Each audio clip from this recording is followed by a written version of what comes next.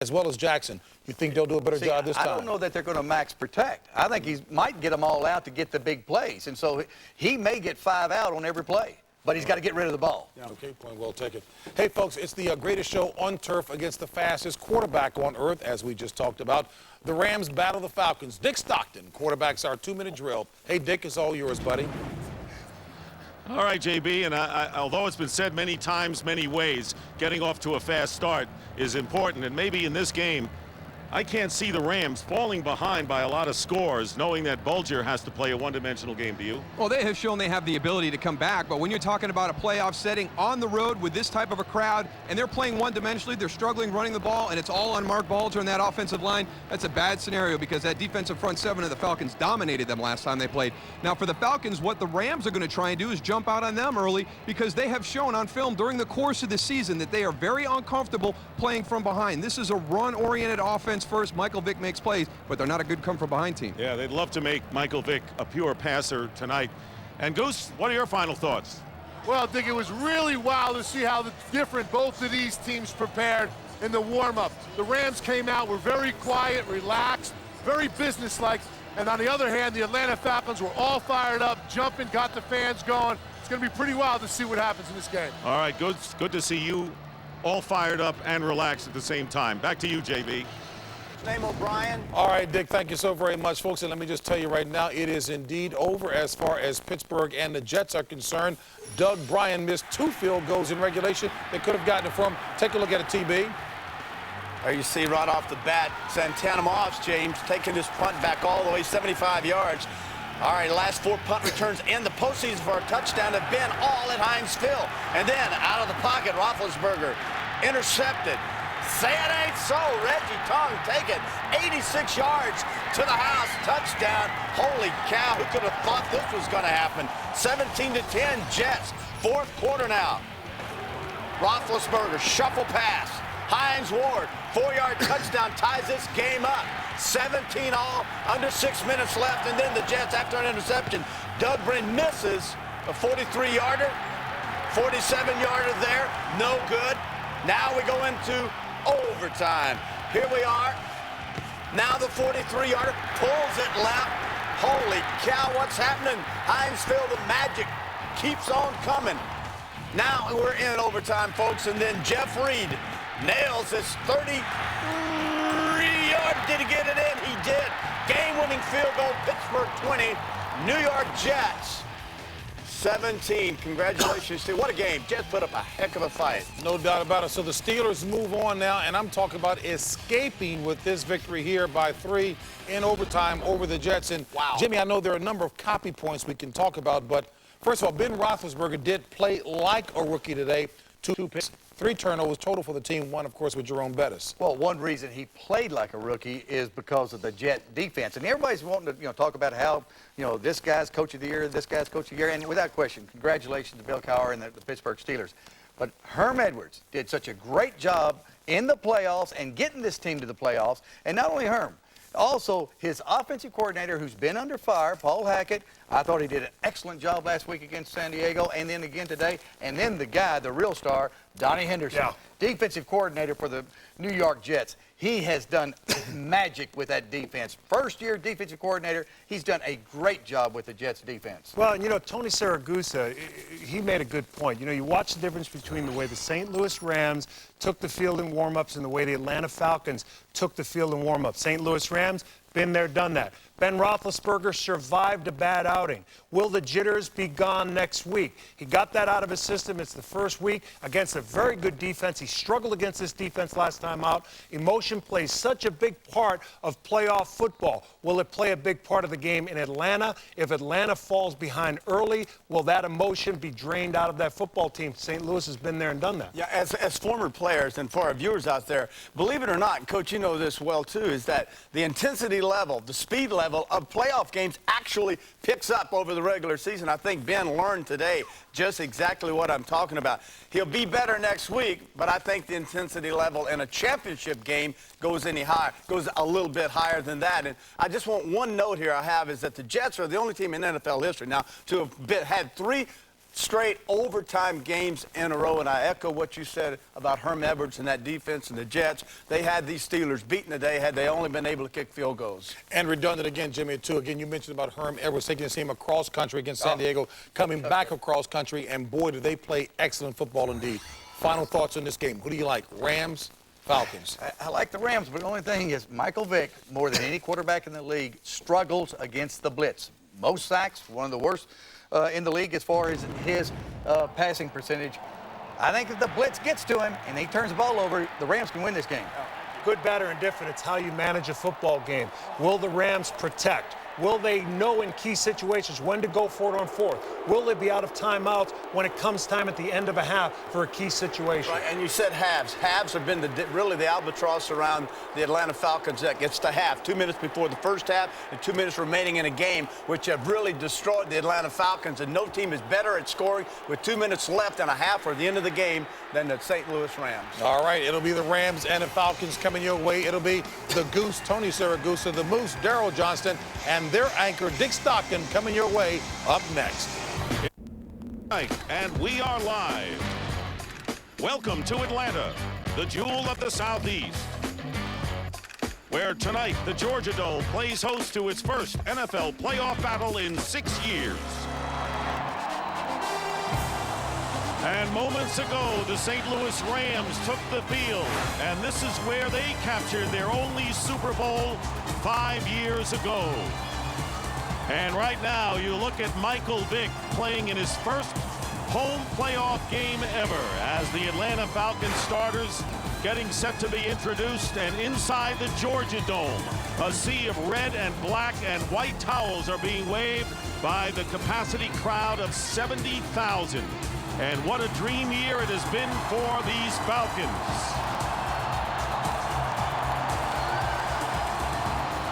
NFC South champions, and greeted by a vocal crowd here in Atlanta as we welcome you to the NFC Divisional playoff between the St. Louis Rams and the Atlanta Falcons. And welcome everyone to the Georgia Dome. I'm Dick Stockton along with Daryl Johnston and Tony Siragusa. Both of these teams feel they are ready for prime time, and if it's entertainment you're looking for, you've come to the right place. Take a look at the Atlanta Falcons. What a turnaround year. 11-5 in Jim Mora's first year as head coach. Michael Vick was healthy, a great defense all around. But Daryl, in essence, this is probably the first crucial game that this team has had to play all year. But Jim Mora is not a big believer in creating momentum coming into the playoffs. He thinks that you can gain that edge back during the course of your preparation during the week, and that's because the Atlanta Falcons are a very good team. Michael Vick gets a lot of the attention down here, but there's a lot of facets that are overlooked. This defense is very sound. They led the NFL in sacks, and their special teams are excellent, and they could be a difference maker this evening. Meanwhile, the St. Louis Rams obviously had a chaotic year. A lot of it centered around their head coach, Mike Martz, but they have finished strong. They are healthy. They won their last 3 games, all must games, and they're very confident, which really belies a team that was 8-8 coming in. Yeah, the St. Louis Rams are the complete opposite of the Atlanta Falcons. They are big believers in momentum coming into the playoffs, and they have ridden that wave from 6-8 to the divisional round. And for them to continue riding that wave, there's 2 things that they're going to have to do tonight.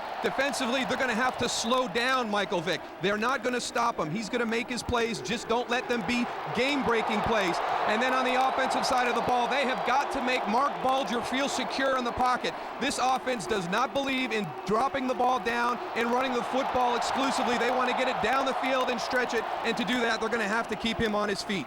All right, Daryl, and down on the field, not your garden variety sideline reporter, but our end zone analyst, Tony Siragusa, and we'll hear what Goose has to say right before kickoff. As Michael Vick is introduced, we want to remind you to make sure to make your fantasy pick. Text message 63504 on your singular wireless phone or log on to foxsports.com.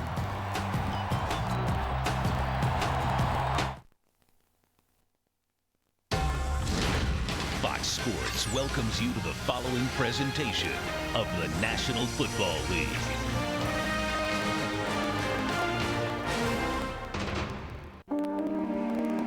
My oldest friend. And we're back at the Georgia Dome in Atlanta, getting set for the game between the Falcons and the Rams, and getting ready for the Toss of the coin.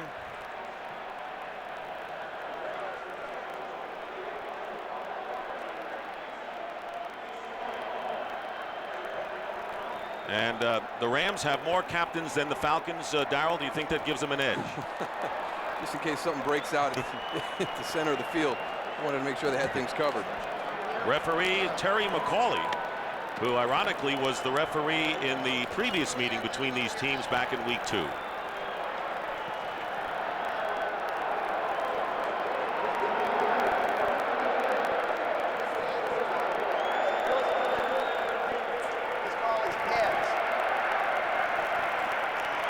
It is tails. Atlanta won the toss. Receive. Which way do you want to kick? Stay where you are. Atlanta won the toss. Will receive.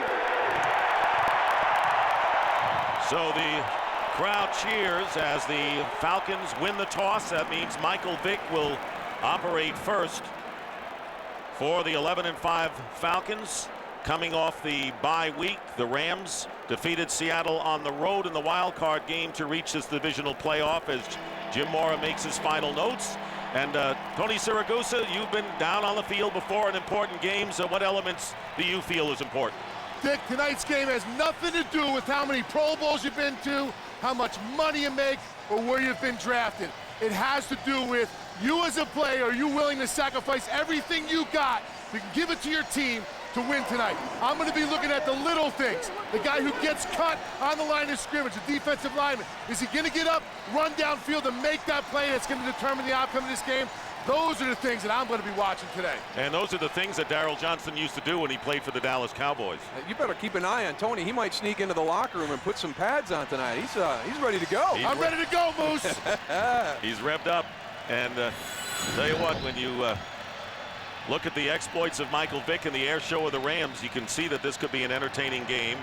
There you see the Falcons 13th in the NFL in kick return, and the Rams are last as Allen Rossum prepares to receive the opening kickoff. The Rams have been woeful on special teams, and they happen to be going against a team that's one of their assets. Yeah, but they have actually been very good along with everything else. Trev Fault, Mike Furry, getting Mike Furry back. Their special teams play last week against Seattle, probably the best all season. Well, they'll have to do it again as the, can't say the wind blew the ball off the tee. I don't know, those towels, there's a lot of those towels swirling. They might be making some breezes out there. That's me breathing down here, guys. All the way from 75 yards away. So Jeff Wilkins getting set to start this game. Jim Mora, in his first year as head coach, turns around a 5-11 team. And an asterisk would be the fact that Michael Vick was injured most of last year. Here is the opening kickoff, and Allen Rossum will field it on the 4. And Rossum gets cut down shy of the 25-yard line. And so Atlanta goes on offense. You want to talk about respect. Here's what Leonard Little, the defensive end, said about Michael Vick. I've never seen anybody like him. It's like having the best athlete in the world at quarterback. Pretty close. Yeah, and the funny thing is when you talk about a great athlete, you hear comparisons to Barry Sanders. Well, Barry Sanders didn't touch the ball on every snap. Michael Vick does. And his athletic ability, the potential for that game-breaking play on every single snap. 2 wide receivers. And the main target for the Falcons has been their tight end, Algie Crumpler, who comes in motion. First down and a handoff to Warwick Dunn. And Dunn pulls his way ahead for about 3 yards with Anthony Hargrove making the tackle. And we said Culpepper, or I should say the leading receiver on this team is Algie Crumpler. And the offensive line has done a great job of setting up the run. Yeah, number 1 in the NFL in rushing. There's Algie Crumpler heading off to the Pro Bowl. Had a great season, but one of these wide receivers has got to step up. Peerless Price, Des White, Brian Finneran. One of these guys has to emerge tonight on the outside as a receiver for Michael Vick in the passing game. Second down and 6, and Vick with the short drop will throw, and it'll be caught by Algie Crumpler, who has missed the last couple of games. He had minor knee surgery, but they're going to need him. Picks up 3 yards. As you take a look at the Rams defense, and Hargrove, Jimmy Kennedy, they weren't there the last time these teams played. No, and the defensive line has been the reason for the big turnaround defensively. The change in scheme, they went from basically playing one front under Lovie Smith to playing multiple fronts. They were the last group to really get this system and buy into it.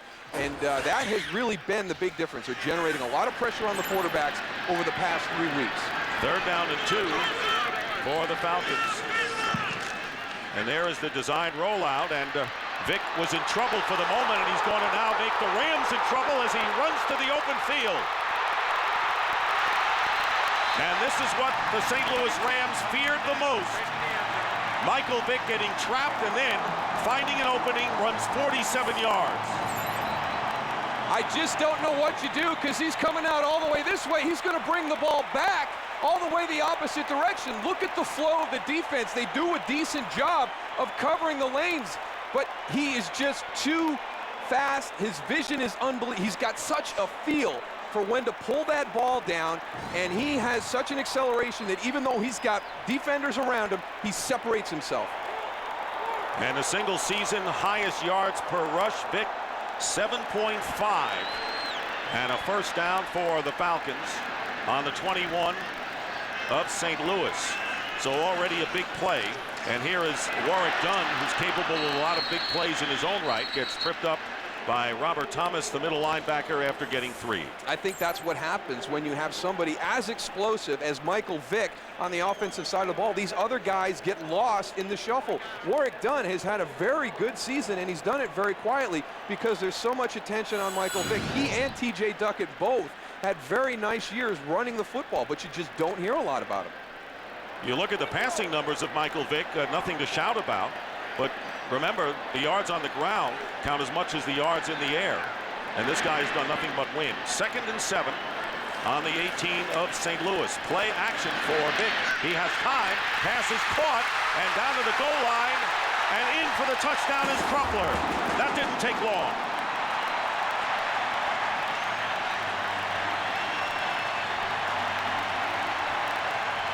We got a little fisticuffs at the end of that. Kevin Schaefer, number 76, and Bryce Fisher, number 94, battling. But as bad as an opening to a game as Mike Martz could have imagined, he has Mike Vick with the game-breaking play, and then the one guy that you got to take out of the passing game, Algie Crumpler, scores the touchdown. An 18-yard pass by Michael Vick, and Mike Martz already finds himself in a deficit with 3 minutes gone by in the opening quarter. The extra point by Jay Feely, and the Falcons take a 7-0 lead. They were up 14-0 when they met back in week 2. Hawks are brought to you by Southwest Airlines, proud sponsor of the NFL and official airline of Super Bowl 39.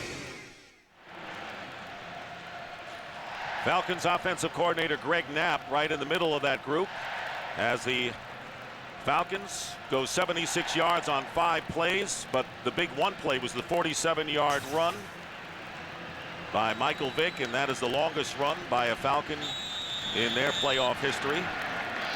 So the Rams now with the Avion Kaysen. Back deep, kicking off is Jay Feely.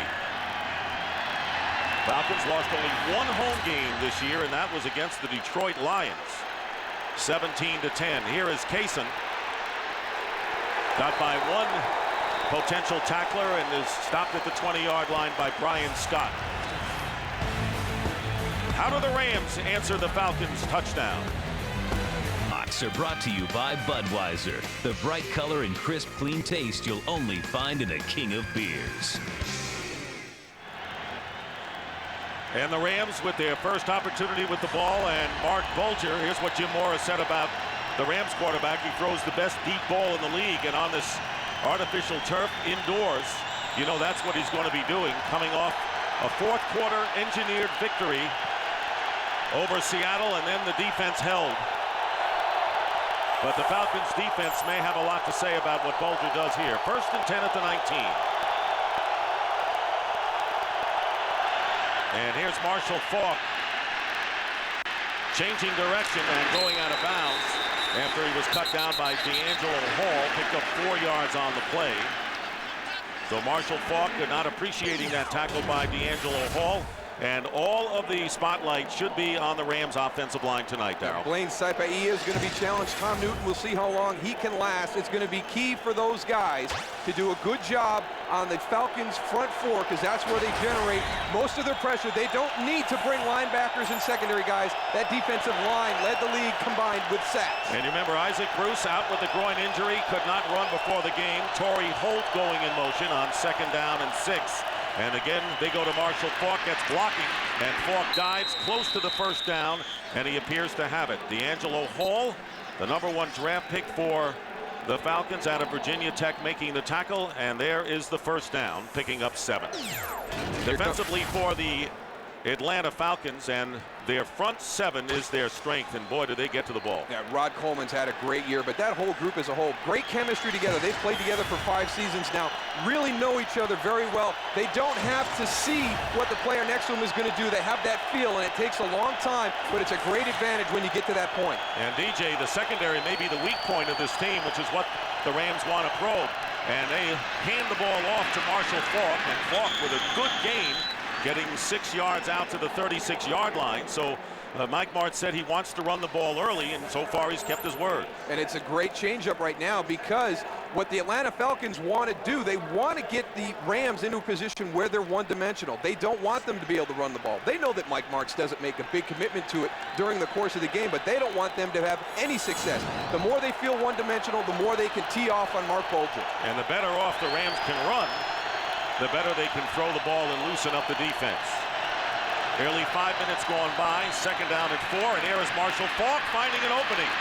And he's not what he was. He's been nagged by injuries, but still has those juke moves. Once he gets past the line of scrimmage, he gets 7. He's not what he was when he gets out into space with breakaway speed, but he still has the ability to make people miss in small spaces. And look at the vision out the backside, and that freeze right there on Brian Scott, number 24, to almost get around him. That's where he has slowed down a little bit. In his prime, Marshall Faulk would have pulled away from Brian Scott.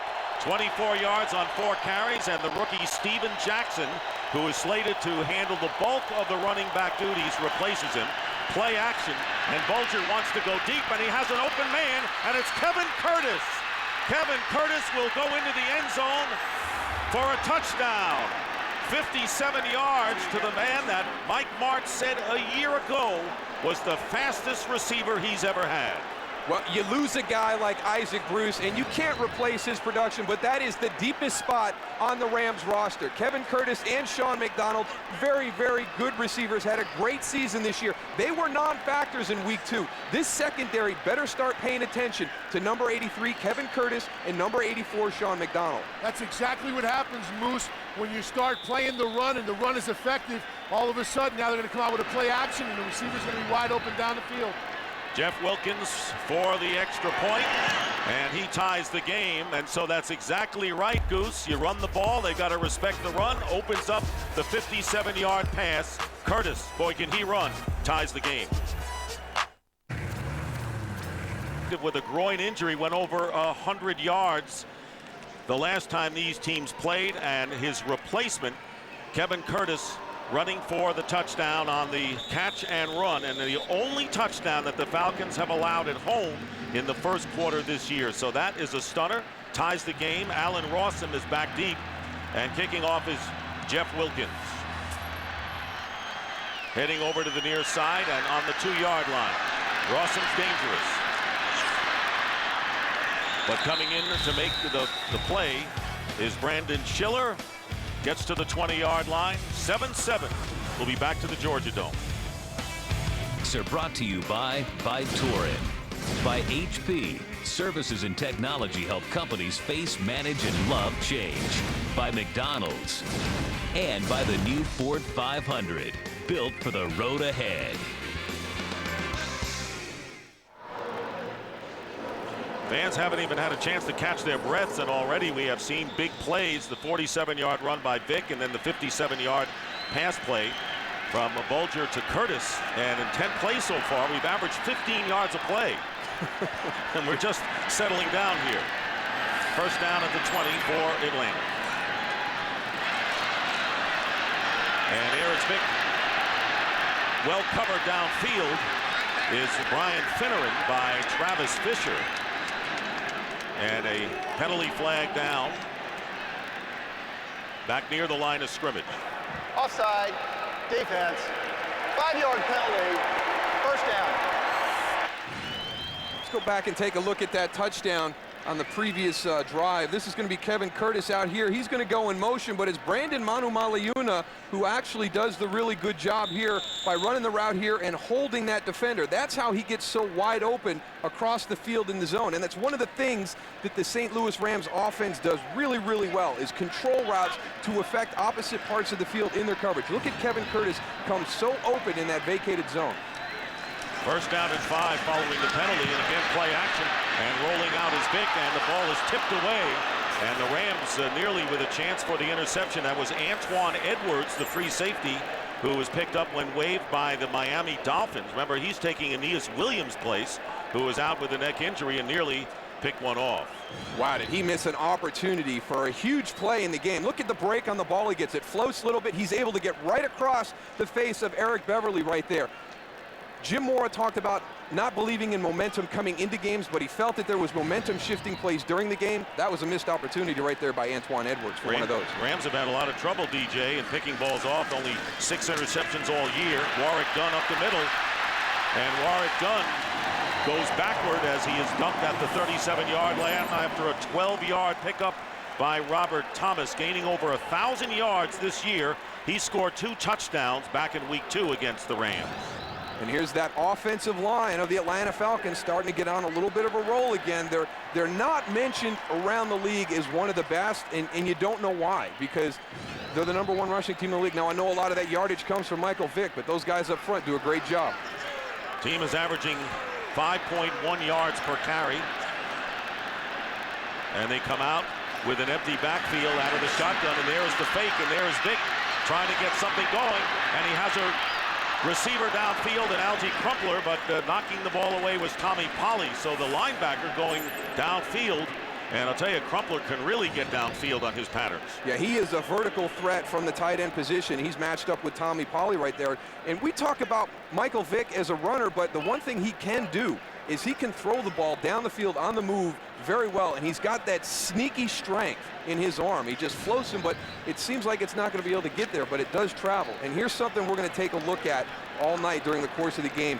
Yards that happened that only happened because it was Michael Vick. And we go back to that real big one on that opening series when he should have been tackled at the line of scrimmage and went for 47. Second and 10, and there is Dunn breaking one up the middle, and Warwick Dunn is off. And they're not going to catch him. Warwick Dunn, no flags down in the end zone for the touchdown. So we're about halfway, a little more than halfway perhaps through this first quarter, and we have had 3 long plays and 3 touchdowns. That was a 62-yard scamper by Warwick Dunn. Unbelievable that the Rams last week held Sean Alexander in check the entire game, and already tonight we have seen 2 big runs against this Rams defense, and right there it's just poor tackling. You know, they struggled with assignment, but right there it's just basic fundamental football of tackling the runner. Demetrius Butler had the best chance to tackle him and miss. The extra point by Feely, and the Falcons regain the lead 14-7 with just under 8 minutes remaining in the first quarter. Prime time, entertaining, you bet. Watch number 23, Demetrius Butler right here. He comes across in motion with the tight end. Now he's got to squeeze this play down. He's just standing there waiting. He's got Warwick Dunn right there. That is just a poor play by Demetrius Butler in run support. You know, Moose, it almost seems that the defense is almost waiting to see what Michael Vick and Warwick Dunn are going to do before they react. They're reading too much, Tony. Avion Kaysen from the goal line, returning for the Rams. And Kaysen gets sandwiched at the 24-yard line. Well, on Sunday, February 6th, one of the biggest names in all of music will be performing live during television's most watched event. Don't miss Paul McCartney in the Ameriquest Mortgage Super Bowl 34 halftime show. Sunday, February 6th, only on Fox. 34 was a few years ago and close to where you won. 34, 39, it doesn't matter, Dick. The Super Bowl, baby.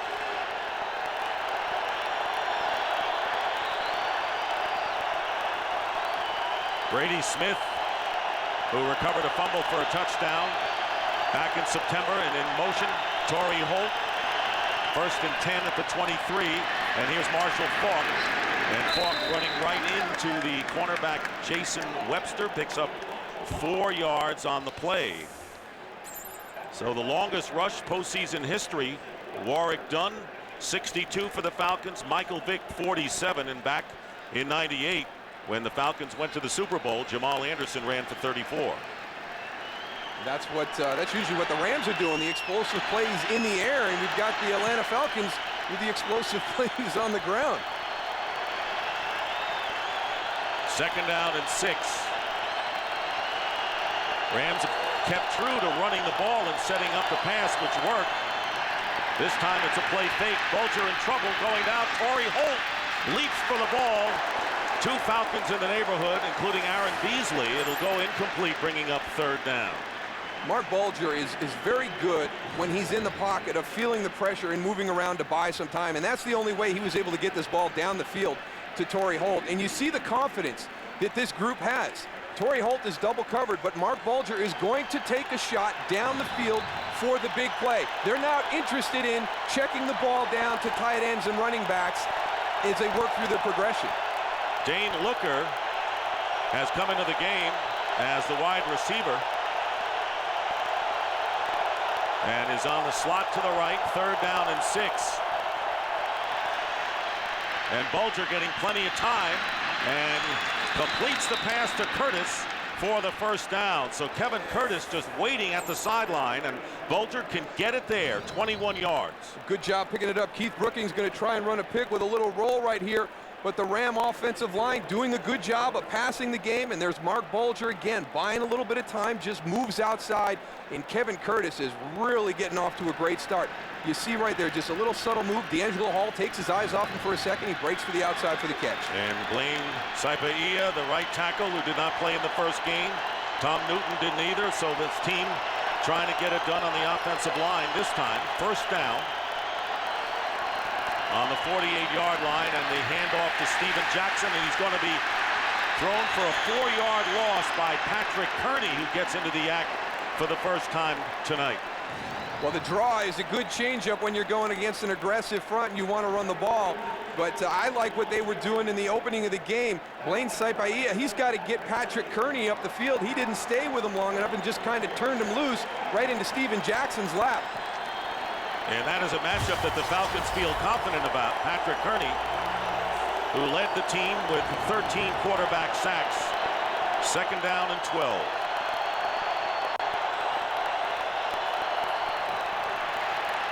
And Bulger in a crowd.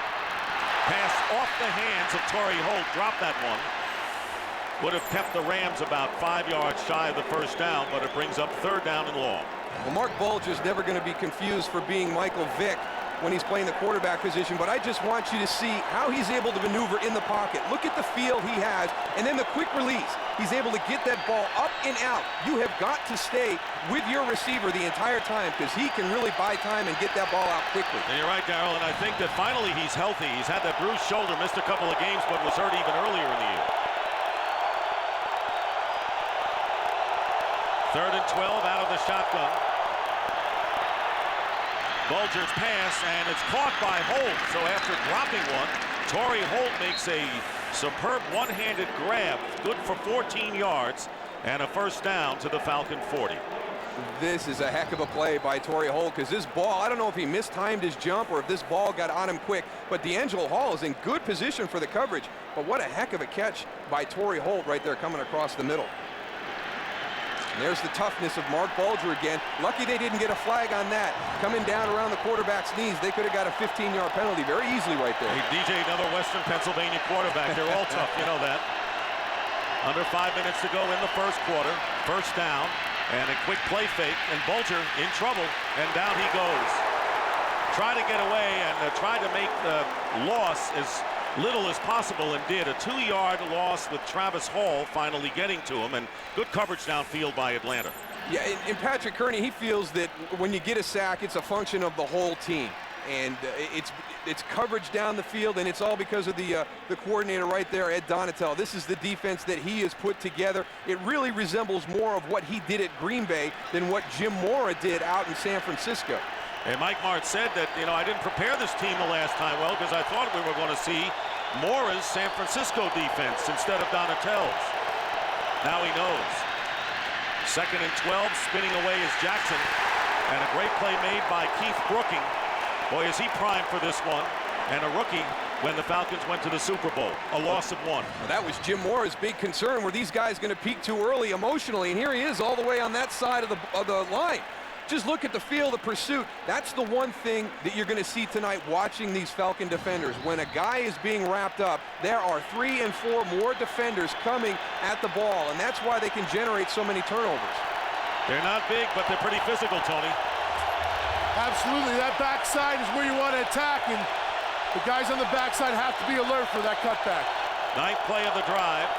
3rd down and 13, and the pass is thrown over the head of Torrey Holt, incomplete.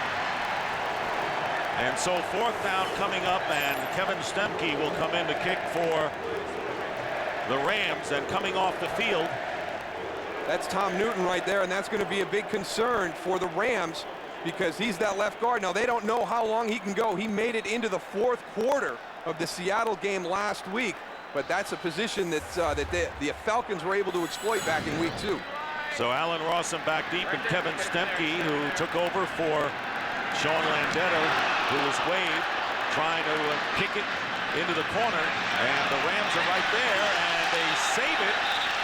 Now, they have to hope they didn't have their foot on the line, and they did. Kevin Garrett played it too close for comfort, had a foot on the line. He didn't have to play it that close, and as a result, it is a touchback and out to the 20. Unbelievable. You've got to know where you are in the field. They couldn't get a better situation. Don't get greedy right there, Kevin. Just down it at the 2.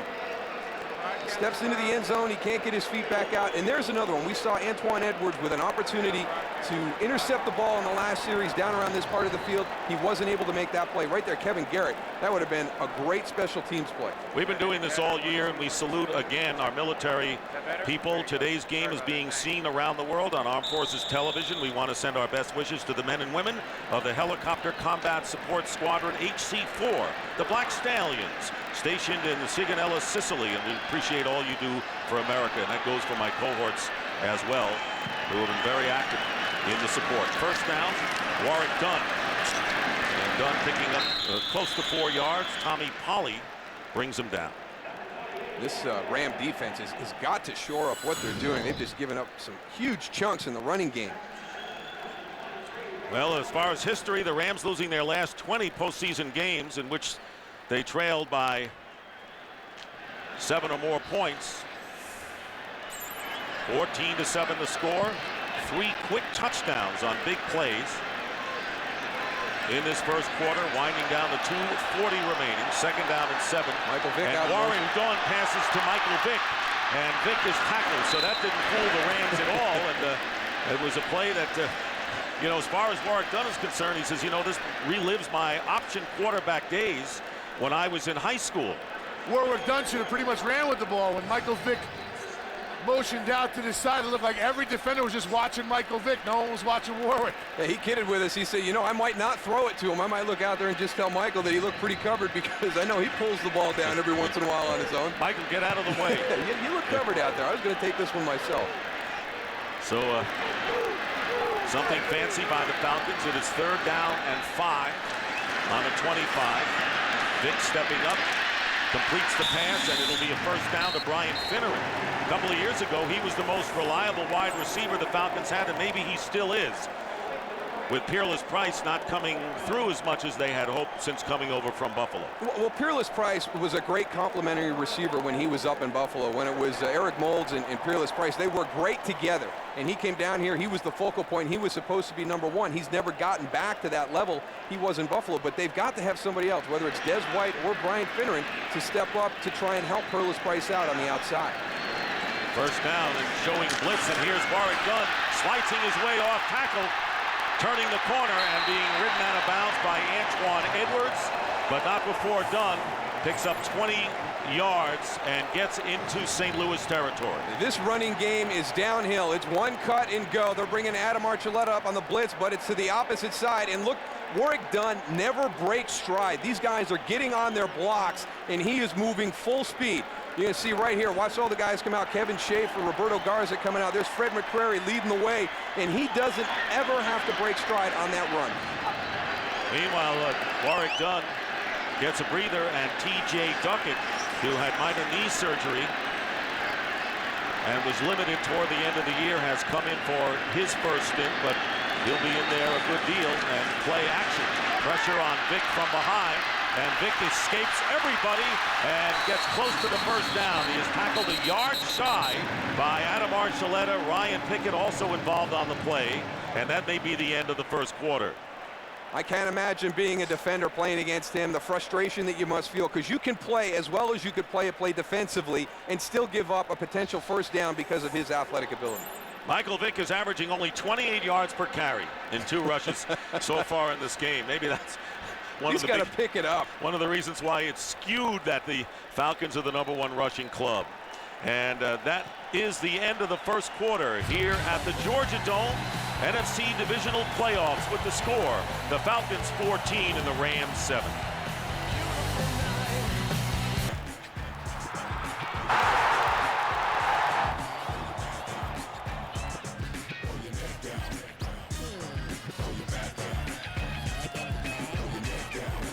And we start the second quarter. Dick Stockton, Darrell Johnston, Tony Siragusa here at the Georgia Dome. The Falcons leading 14-7. They led the league in rushing, averaging 167 yards a game, have 162 already as we start the second quarter. It'll be 2nd down and 1 for the Falcons in Ram territory, and here is Duckett, and very close. Duckett may have the necessary yards, and it may be a little short. You know, guys, if we look at a couple plays back when Warrick Dunn had the run to the left-hand side, you don't see it in the screen, but the fullback is lined up to the left. You have 2 uncovered guys. You have the guard right there and the fullback that they have to account for. When Warrick Dunn gets the ball, there's no one that's not covered. All he has to do is find his way through there. That's why he's getting so much yardage. The nose cannot get reached on that play. But it's like you said, Tony, I mean, they had uncovered guys out there, and all of a sudden your fullback's able to get up into the line of scrimmage, and he's making contact 2 yards on the opposite side of the line of scrimmage. And, you know, Warrick Dunn, I mean, he just never broke stride on that. Ryan Pickett's got to see that it's almost an unbalance where the fullback's in the backfield. You got to count him as an offensive lineman and move over to that gap a little bit more, Moose. And you wonder if they're trying to pre-snap something, because they also brought Adam Archuleta to that side where they had all their defensive linemen shifted to. Meanwhile, Dunn has gained 106 yards on 6 carries. It'll be 3rd down and about a foot, as you saw the measurement. Leonard Little right now on the sidelines as the Rams come up 7 strong, and Michael Vick on the quarterback sneak. This is going to be interesting. This could be close as well. And Vick looks like he might have been hit in the face. No word yet on the spot. And they're going to measure once more. But Michael Vick apparently got hit in the face on that quarterback sneak attempt. Maybe he's trying to get a helmet-to-helmet contact flag. Tony. And they're short. So it'll be 4th down and a couple of inches. And the Falcons, who are in St. Louis territory at the 39-yard line, and Greg Knapp sending in the play. 4th and inches for the Falcons early here in the second quarter. That defensive line has got to realize not to jump off sides in this situation. I would not be shocked to see Jim Moore and Greg Knapp go for it on this play, but they could come out and try to just draw them off sides, know what the situation is on the field. And you better be ready for the quick count also with him. If they had gone for 3, it would have been a 56-yard field goal. Falcons pretty successful on 4th down. And here's the handoff to Duckett, and he's going to make it with ease. They still don't have him down. T.J. Duckett let it down, give it to the 260-pound running back. He gets 5 yards. And a first down inside the 35 for the Falcons. Well, that's all T.J. Duckett right there, because they had a shot on him, maybe short right there. There's your first guy. I think it's 55, Robert Thomas. But look at the effort by T.J. Duckett. But, you know, Moose, I agree with you. The running effort was great, but it looks like the Falcons are not tackling crisply in this game. No, the Rams have tackled very poorly up until this point, and it's not, you know, sometimes they seem tentative, like Tony said, whether you're worried about Michael Vick and his scrambling ability, but they are not playing. They're not matching the intensity of the Falcons right now.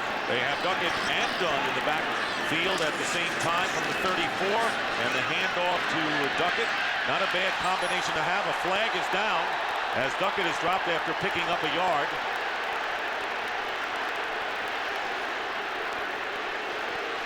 And the signal from the umpire is holding.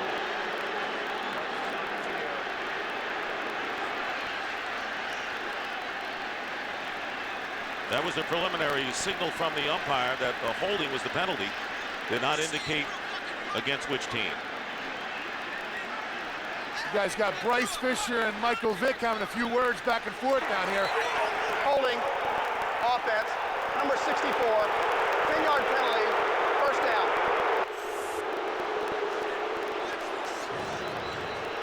Jim Moore doesn't see it. Let's find out what happened to Bryce Fisher. He comes up, takes a shot at Michael Vick right there. They get into it. Now, here's the thing I like. Here comes his offensive lineman. I think it was Todd McClure, number 62. He gets right in there. That's Bryce Fisher's second altercation tonight. He was in one earlier with Kevin Schaefer. And the Falcons line quick to protect their meal ticket. Yeah, that's every offensive lineman. Anybody hits the quarterback, you go after him. The whole team was ready to protect him. It looked like they were going to run out of the field. First and 20, and Michael Vick escaped from a possible sack and finally goes down at the 36. Leonard Little caught up with him. Gain of 7. But he spins out 92, Damian Lewis. He's going to have the best shot at him. He's bull rushing right there. It looks like he's got the opportunity to grab a hold of him, maybe even has a handful, and he just disappears from people. How do you grab a ghost, Moose? Very well put. So Michael Vick has gained 64 yards on his 4 carries thus far, including the 47-yard run, which set up the Falcons' first touchdown. 10th play of this drive. Coming up, second down and 12 on the Ram 36. Vick backpedaling, and on the screen, Warwick Dunn. And Dunn is dropped at the 33. And once again, Leonard Little getting downfield, making the play a gain of 2. Boy, and he's just starting to pull away right now. Look at that, 37 yards that he should have lost on sacks. He's turned that into a positive 64 yards in rushing for a net of 101 yards already at this point of the game. And last year, when the Falcons were 5-11, Vick hurt. Their season went down the drain when he was injured in preseason, came back late in the year, and the Falcons had a spurt. The 11th play of the drive coming up. So he is the X factor, wild card, whatever you want to call him. Third down and 10. And Vick stepping up. And his pass, and it's Michael Jenkins, and he makes the catch for the first down. 15-yard pickup to Jenkins, and wide receivers can wear numbers other than 80, as Jenkins is proving right here, the rookie from Ohio State. And this is a guy, he may become the guy on the outside for the Atlanta Falcons during the offseason and going into next year. There's a lot of excitement about Michael Jenkins down here as a wideout. So you can see right there, Michael Vick is just not all about running the ball. You know, once he gets used to this system that Greg Knapp has brought in, I think he's going to do a good job throwing the ball down the field. And Jenkins made a tough catch. That was a low throw. So a first down at the 20-yard line, and here's Dunn. And the Rams stop Dunn, who is already gone over 100 yards for no gain. That was Brian Howard, undrafted rookie from Idaho, the defensive tackle, as the Rams rotating their defensive linemen in this first half. Well, they're going to be exhausted trying to keep pace with Michael Vick as he gets out and starts scrambling, because you've got to be relentless in your pursuit if you're going to have success against him. So it's going to be very critical for them to keep that rotation and that defensive line going all night. This is really want to call a big possession in the first half. This would be it, because the Falcons get 2 touchdowns up. They can kind of dictate things. So it'll be second down and 9, already in field goal range for Jay Feely. And Vick hands off to Dunn. Warwick Dunn again slices off, and he'll walk in for the touchdown. Great block that time by the fullback, Fred McCrary, who was signed in mid-December. Falcons have had a lot of fullback injuries, but Dunn goes in from 19 for his second touchdown of the first half. And this is just like the play that Tony was talking about earlier. Look at Warwick Dunn. He never even has to make a move. Adam Archuleta with a poor angle up to make the tackle, but he got on that press angle and he never varied. You watch him, he's just running straight for the sideline. There it is again. They get the double, they can move up to the line of scrimmage, and there's Fred McCrary's block and the poor angle by Adam Archuleta. Feely with the extra point, and the Falcons have a 2-touchdown lead with plenty of time remaining in the second. It's 21-7, and the Rams have to go to work real fast. And here's Warwick Dunn, and for those people that think he's a finesse football player, you haven't seen Warwick Dunn enough because he gets a lot of his yards up the middle. He's kind of like a Tiki Barber style runner and a kind of a running back that the Falcons can use the way the Eagles use Brian Westbrook. Sneaky strong. Good description. Avion Kaysen on the return, and Kaysen brings it out close to the 25. Joe DeCamillis instills a lot of pride in the Falcons' coverage teams. Rams and there are the Rams trying to regroup their defensive unit on the sideline. They've been stung, trailing 21-7. The interesting thing right now, Darryl, will be how does Mike Martz play it? You don't want to abandon the run, although he likes to do that too early in the game. But if he does, he could really see this thing fall apart early. First down at the 25. Steven Jackson is the running back, and they're going to give it to the rookie from Oregon State. Very impressive is Jackson, and he picks up about 9 yards, stopped by Brian Scott. Well, Tony, we'll go back to the last one for you. You talked about Mike Marks giving it up. Atlanta's got to stay with it. Right here, there's got to be some miscommunication. You have the tight end, the tackle, the guard, the center, and the fullback matching up on 4 guys. You have 5 on 4. I mean, I could actually run. What they have to do is get the umpire involved, get him a helmet, and tell him to fill the B gap. That's how they can stop that run. Did you say you could actually run? Yeah, I can run a little bit. A little bit. Second down and 1. And here is Jackson for the first down. Steven Jackson, who is playing with the bruised muscle around his ribs and wearing a flak jacket for the first time, picks up 5 yards. And Mike Martz told us yesterday, DJ, that he was actually going to see more action at running back than Marshall Faulk. Yeah, and it's not a question of Marshall Faulk declining in his abilities. It's a question of Steven Jackson getting better. And he just gives you the big play threat when you hand the ball off to him because of the speed. And he's a very physical runner. He's good in pass protection. So obviously you lose a lot with Marshall Faulk, but Steven Jackson is closing that gap. First down at the 39-yard line. Larry Turner, a rookie, has replaced Tom Newton at left guard. We saw him limp off on the last series. They give the ball to Jackson, and Jackson getting in a first down. And you can see why Mike Martz is so impressed. And he was careful to tell us last night, Darryl, that Marshall Faulk really took a lot of the pressure off. He said, don't worry about me. Go with Jackson. I know how good he is. And he said, he is still our leader. This is Marshall Faulk's team, but only a class guy like that could see the changing of the guard, so to speak. Yeah, you don't meet many people like Marshall Faulk, and it takes a lot for a guy to realize when there's somebody behind him who can do more for the team and take a back seat. First down for the Rams on the 46 of the Falcons. Play action this time, and Bulger's pass then high for Kevin Curtis. D'Angelo Hall was in the neighborhood, and it brings up 2nd and 10. And that's one of the plays that's a staple of this Ram offense. That thing is almost automatic, that deep in route, and Mark Bulger just a little bit out of sync right now. The last time they were out there, they got a lot of pressure on him. We talked about him having to feel secure in the pocket. You wonder with Tom Newton out, now if all of a sudden that Atlanta Falcon defensive line is going to start concentrating at that left guard spot. Larry Turner was a 7th-round pick from Eastern Kentucky. So a lot of load on his shoulders right now. 2nd down and 10. And we'll go to Jackson. Not much there as the Falcons closed up the middle, and Travis Hall and Patrick Kearney limit Jackson to a gain of 1. Boy, this is getting to be a nasty game on the field right there. We got some stuff going on after some of these plays. And that's the intensity of the playoffs, and it's the finality of everything. You lose tonight, you're done for the year. You don't come back in until you're getting ready for the off-season training program. You win, you go on. So I think that that's where all the emotions start to escalate. It's the finality of the playoffs. You're right, Darrell, and Jim Mora has prepared his team well for really the most crucial game that they played all year. They sailed to victory in their division. 3rd and 9.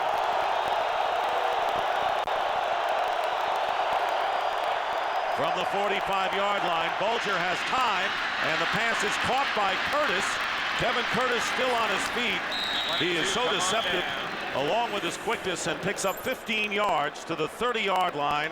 Rod Coleman journeyed downfield to bring Curtis down. Well, to be able to throw these passes down the field to Kevin Curtis, you see the amount of time these routes are taking. We have to start to go back and compliment the offensive line because they are doing a good job up front in their protection. And yeah, they're only rushing 4, but that is a formidable group of 4 pass rushers in the defensive line of the Falcons. Yeah, the defensive line is definitely doing a good job. I don't want to take anything away from the Rams, but to run all the way back 15 yards and make a tackle as a defensive lineman, that's the little things that I talked about earlier. And that's exactly the little things that you said teams have to sacrifice, and that's what Coleman did there. Meanwhile, Marshall Faulk on the carry, getting 2 yards. Kevin Curtis, who was a walk-on at Utah State and was looking for a career in firefighting and received a scholarship after leading the nation in receptions in 2001. He has 3 catches for 93 yards. 2nd down and 8 for the Rams on the Falcon 28.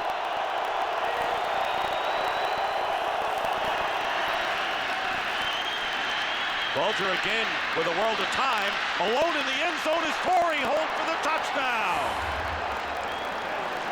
And I have to tell you, Darrell, that it was because the Rams were able to run the ball early with Steven Jackson to open up the pass, as it did when they scored their first touchdown. This good for 28 yards. Yeah, Mike Martz is fighting everything not to all of a sudden abandon the run and just go to the pass. And I agree, Dick, the run early in this drive helped set up a play like this. You saw the double pump by Mark Bulger. That's how Torrey Holt got behind everybody on the double move. But again, the offensive line not only giving him the protection, but blocking in the run game also so they can stay with it. They are getting positive plays in the running game. Torrey Holt has been on a roll the last 6 weeks. Here's Jeff Wilkins with the extra point. So the Rams hang in there in a high-scoring first half, under 5.5 to play in the second. 21-14 in favor of Atlanta.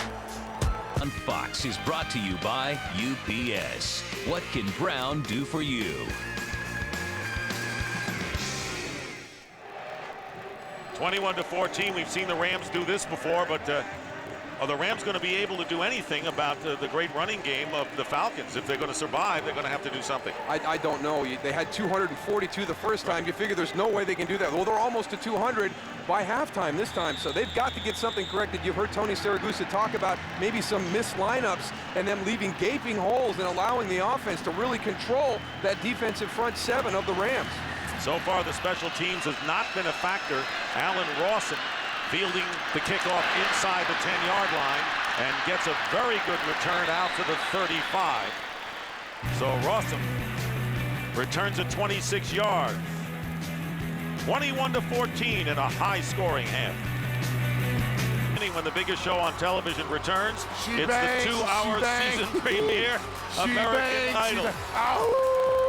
Tuesday at 8, 7 Central, right here on Fox. You got a lot of memories? I can sing better than half the people on that show. The early shows are the best shows. When they get to the end, when all the people with talent, that's great. But it's nice to see people in the beginning.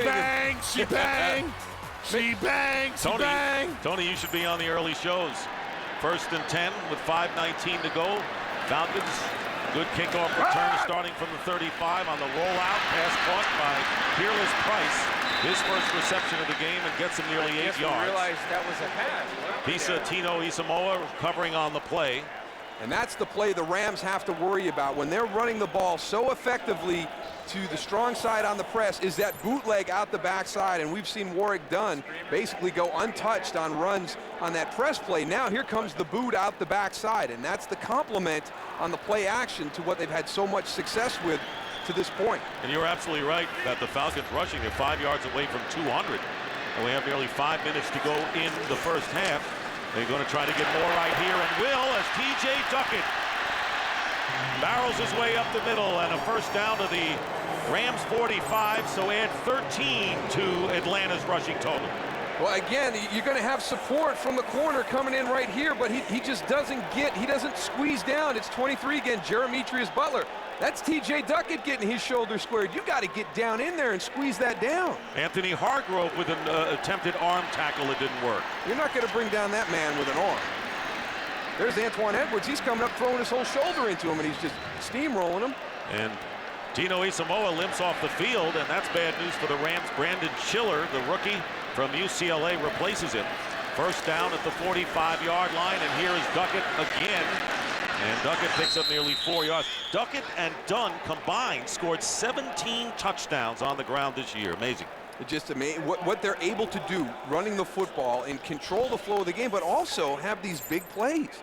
I mean, it's unbelievable that they can be so run-oriented and yet still be effective during the course of the game. You think it would be easy to shut this down. And yeah, you've got the X factor in Michael Vick, but you've seen the success that Warwick Dunn and T.J. Duckett are having.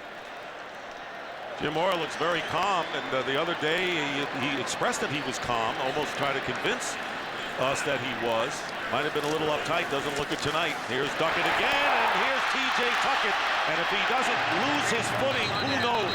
He gets the first down inside the Rams 30, getting 12 more. Well, right now they're not worried about the passing game. Look at all the guys that are up here in the line of scrimmage for the run. Now all T.J. Duckett has to do is break that wave. They've got 9 defenders at the point right now that are within 2 yards of the line of scrimmage. You left Antoine Edwards. I don't even know if he gets a tackle on him. I think T.J. Duckett stumbled. That's just having patience and waiting for that cutback to open up, Moose.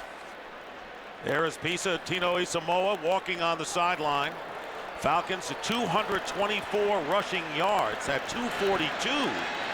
Their season's high back in week 2 against this team. First down, play action, Vick backpedaling, and now he fires it up in the air and out of bounds. He threw that ball while he was going backwards. You see that? Yeah, and it went about 35 yards. Oh, my God. That's the thing about him. He's got that sneaky release, and that ball can travel so far. I thought it was going to be in the middle of the field for an interception. The thing goes 5 yards out of bounds. It was Michael Vick who ran 47 yards on the opening drive to set up his touchdown pass to Algie Crumpler to make it 7-0. Bulger hit Kevin Curtis with a 57-yard huge play to tie it up. 2 TDs by Dunn, and then Bulger hit Torrey Holt. So it's been a wild game and movement in the line, and it looked like Hargrove. Snap, false start, offense, number 80. And he was lured offside by Eric Beverly, the second tight end behind Crumpler. Some of those mistakes you can't have. You get on a roll and it's only 5 yards, but those pre-snap penalties, especially for a guy like Eric Beverly, he's going to get on that field. He's going to have limited snaps. He's got to make the most out of those opportunities. Greg Knapp cooks up the next play. It's been a well-played game as far as the penalties go. Only 3 called in the game. Second down and 15 on the Ram 34. T.J. Duckett is the tailback. Vick wants to throw. Vick can run. And Michael Vick fell down and he fumbled, and it's recovered by the Rams. Michael Vick lost the ball after falling down. Tommy Polley picks it up, and the Rams get it back. And this is a club that had very few takeaways this year, and this one was kind of a gift. And this is you wonder if Michael Vick gets tired sometimes and those legs start to get a little bit heavy, because he gets a nice block on the outside right there, but then he just starts to fumble. And there comes the ball out. Tommy Polley picks it up.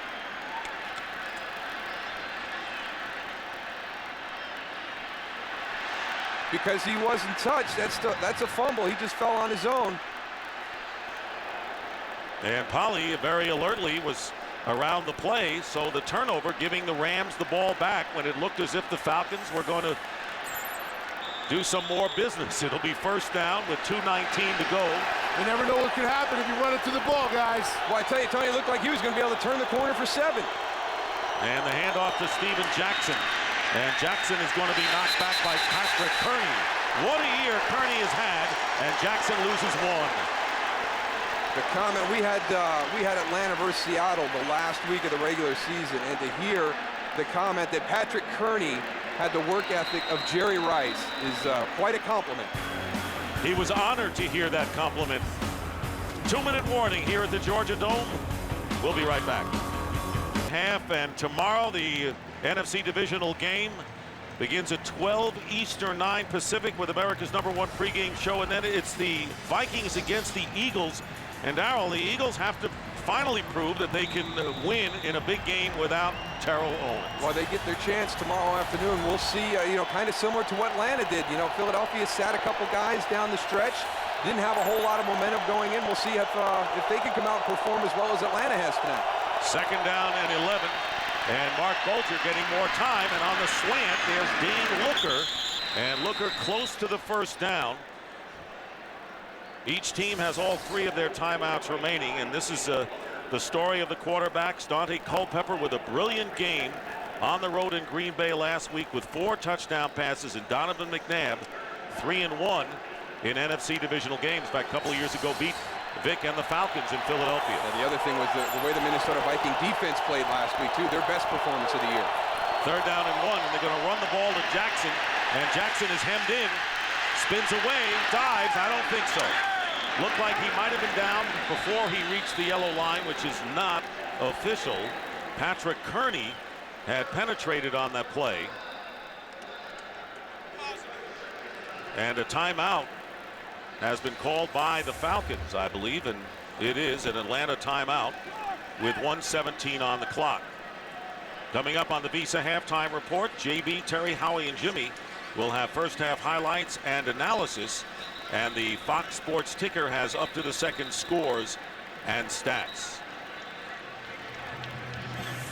One of those plays that you're not going to see that, but it's 3rd and 1. You're inside 2 minutes. You just had a turnover. You got an opportunity to get down the field, get the 21 all, get the 21-17. Something you just take for granted. Great penetration by that defensive line of the Falcons again. They stop Steven Jackson in the backfield. He makes a heck of an effort to try and get the necessary yardage for the 1st down, but comes up short.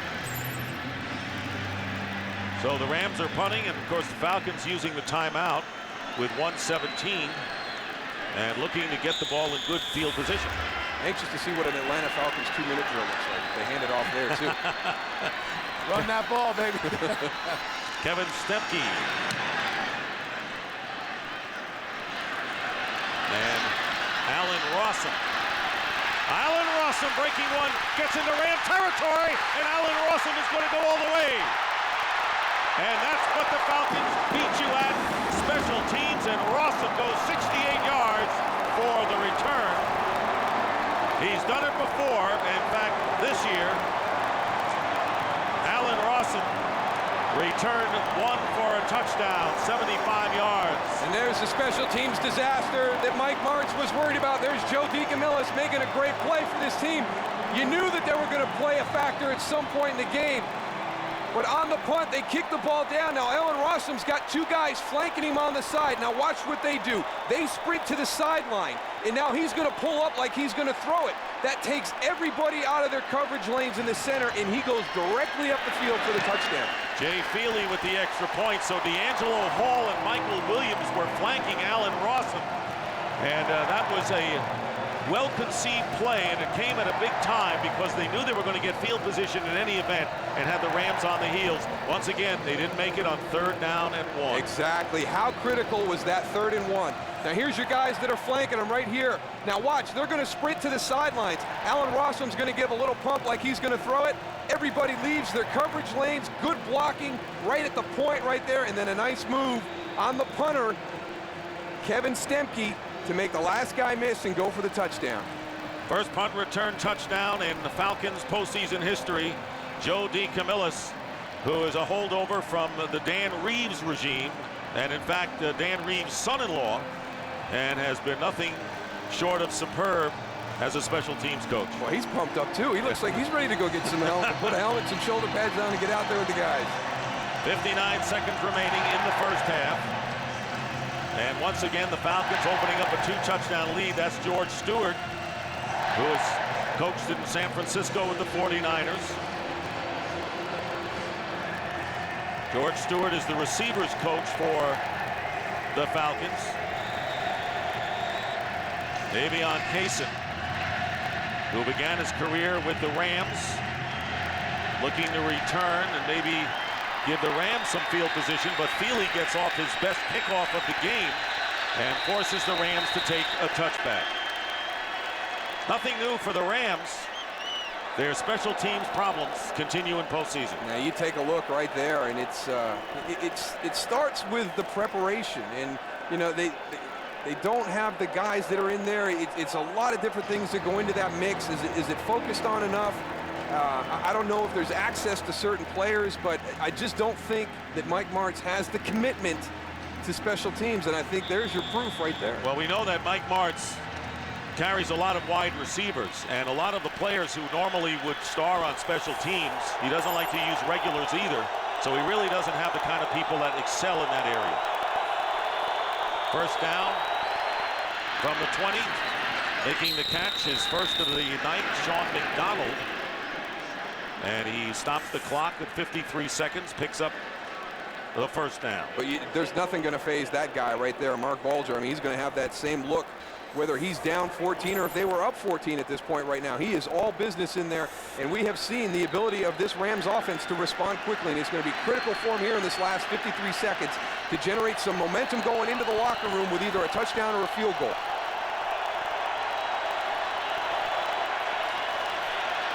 First down, and Bulger gets hit as he releases the ball and overthrowing Dane Looker out of bounds. That's what Atlanta's defense is going to have to do. They're going to have to get pressure with 4 guys. There's just 4 guys on the pass rush in order to be effective back there in the secondary, guys. Well, when you have that group of receivers that St. Louis has, even with Isaac Bruce out of the lineup, it is still a pretty solid group. And to be able to generate all that pressure with your front 4 and be able to drop 7 guys back into zone coverage to cover all those throwing lanes is a huge plus for the Falcons. Travis Hall very nearly got to Bulger in time. It'll be second down and 10.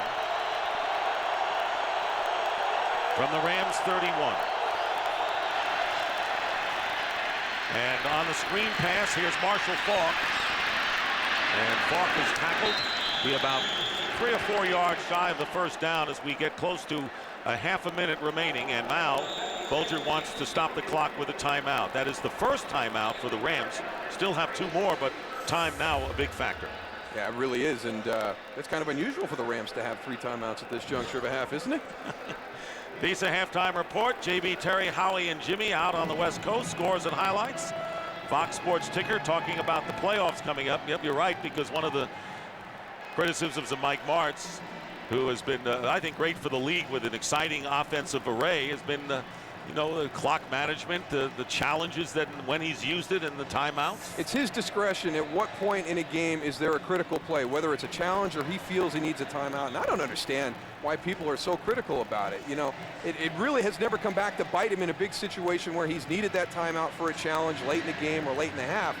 You know, I'm sure that he would like to have a few at this juncture of a half or a game, but, you know, he thinks that there's times when there was a big enough play earlier that I felt it was necessary to expend one. Here's a guy that just rolls the dice. He dials it up and he says, let's play on offense. Third down and 3, the bunch lining up to the right, and Sean McDonald now spreads it by going in motion, and a flag is down, and you can see the disgust on the actions of Mark Bulger, because we will have a false start. Snap. False start. Offense. Number 76. So 5-yard penalty. Third down. 5 yards on Orlando Pace. He's on the outside. He's the one that's impacted by this crowd noise the most, and then on top of that, you got some fast guys playing the defensive end position for the Falcons. So now 32 seconds on the clock. And of course, false start penalties because of the crowd at the Georgia Dome. 24 in the regular season, second most to Houston. Third down and 8. And Bulger's pass and caught. Well done. Kevin Curtis going out of bounds on the out pattern, picking up 11 yards. First down, stopping the clock with 29 ticks. But Curtis is starting in place of the injured Isaac Bruce, and in the first quarter caught a 57-yard touchdown pass. This is something that the Falcons are going to do this evening to try and slow this offense down to the Rams, and that's to take deeper drops in their zone coverages. But in a situation where you're in 2 minutes, you've got some preset plays, and you're going to have the ability to get the ball down a little bit shorter and then out of bounds. I don't think they should be playing that style right now. I think you go back to what you normally do, not take such deep drops into your zones. Because they can run after the catch and they can hurt you there. Bulger, and losing the ball, no indication, and now they call it an incomplete pass. Brady Smith. And now Bulger holding on to his left hand and a smile on his face. So it may not be that bad after all. I tell you, there's nothing that gets the guys up front to respect more is that when they have a breakdown, Orlando Pace allows Brady Smith to come free and get a big shot on him right there. And he just gets up and smiles, and it's going to come from the top of the screen. You see right there, you've got to keep working, Orlando. You've got to get back up. Your quarterback stepping up in the pocket. The defender can see where he's moving. The offensive lineman can't, so if he's moving, you've got to attack him. Brady Smith knocked the ball away, recovered for a touchdown in their regular season meeting. 2nd down and 10, Bulger, and he finds Marshall Faulk, who steps out of bounds before he got to the chains at midfield, stopping the clock, picking up 7. We talk about Mark Bulger's ability to throw the deep ball and his accuracy in this timing-based offense, but I don't think we give him enough credit for how tough he is. I mean, that's a big hit right there. We know his shoulder, it's not at 100%. It's gotten better from where it was earlier in the season, but you know he's not 100% at this stage of the year, and that was a big hit by Brady Smith right there. Very even-tempered quarterback, and that helps him in what he does. 41 sacks administered to him this year. 3rd down and 3, and down to 16 seconds. And the pass caught and going out of bounds is Kevin Curtis now with 11 seconds.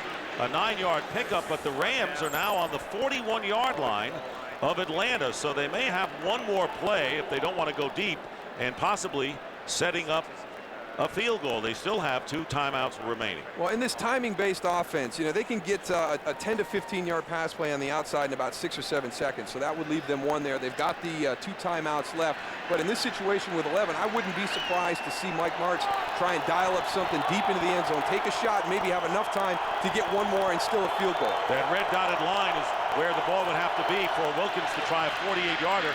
That was the best he did in pre-game, and now Bulger trying to run up, and now the timeout is called with 2 seconds remaining as Travis Hall and Chad Lavallee, and now Bulger looks like he's down for the 8 count at least.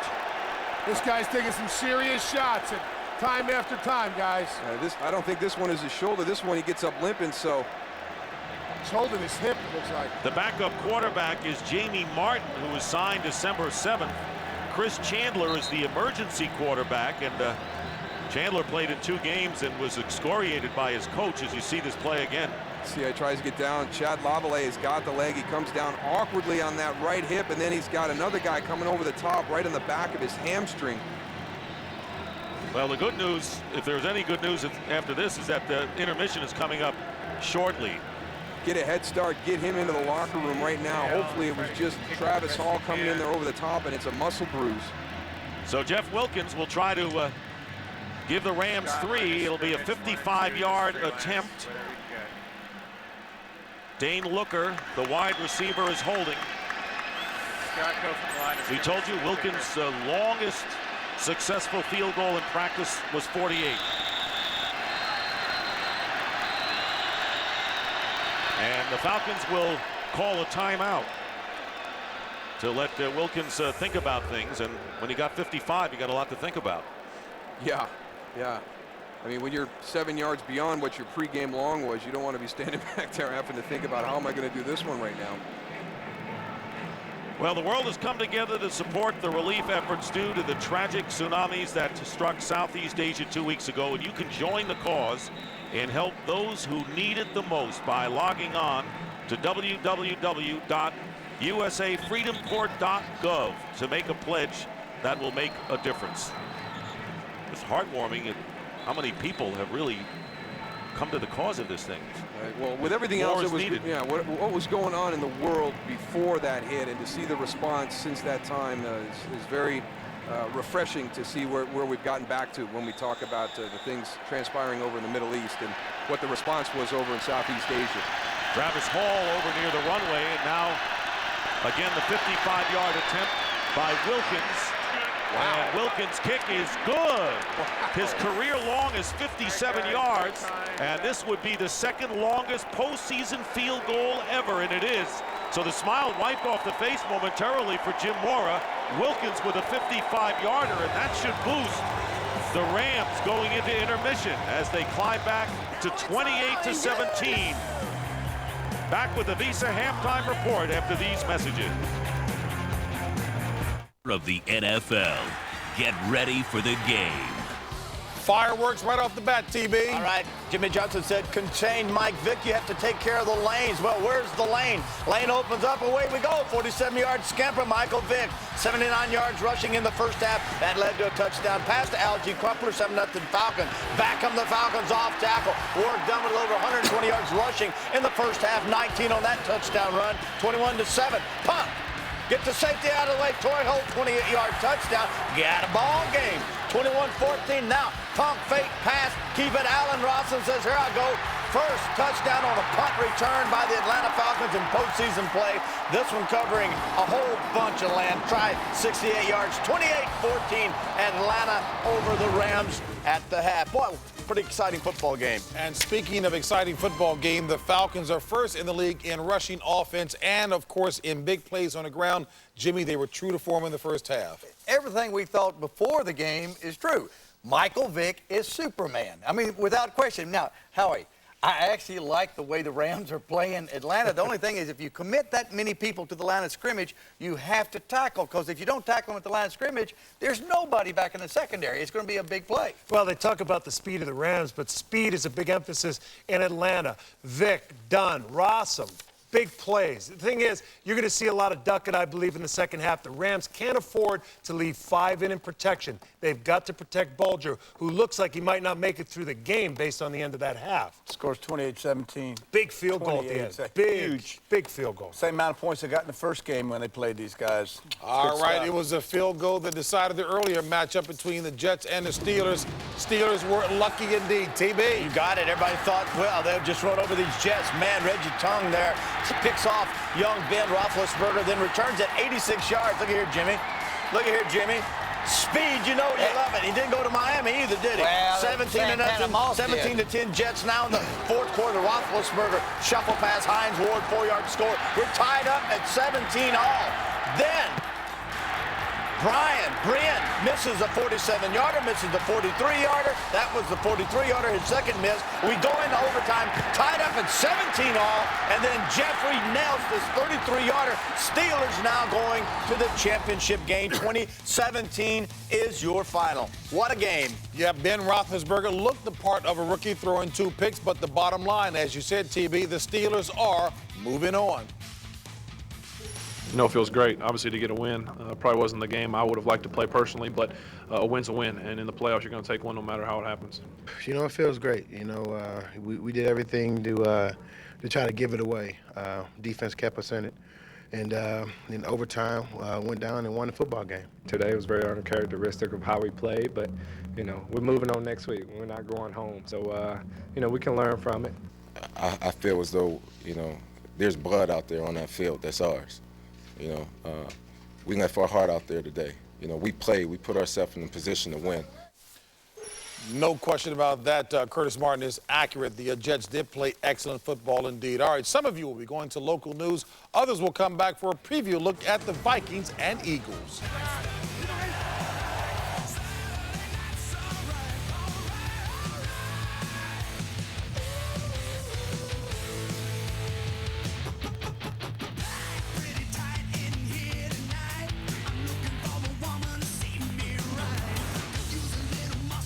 And Saturday night's all right for fighting and all right for a spectacular football game as the Falcons lead 28-17. Rams will get the ball first. We'll see, Darryl, how much that last field goal, 55 yards, gives them impetus. But what a game for the running attack for the Atlanta Falcons. They take center stage. Unbelievable. Yeah, they went for 242 back in week 2. And coming into this game, there's no way they're going to do that again. Well, they're at 239 right now. So It's just a matter of time before they go over what they did back in September. And you thought that the Ram defense was coming together and playing well enough to stop that, but obviously that running attack of the Falcons, something else. Well, Michael Vick and Warrick Dunn each are averaging over 15 yards per carry, but how mobile and exciting is this guy? He's just unbelievable. You can't defend him. I mean, you're going to slow him down. You just hope he doesn't have one of those game-changing plays. And unfortunately for the Rams, he had one in the first series. You know, he went 47 yards. You know, on one of the first few plays of the game, got him down into the red zone and jumped out to a quick 7-0 lead. And there it is right now.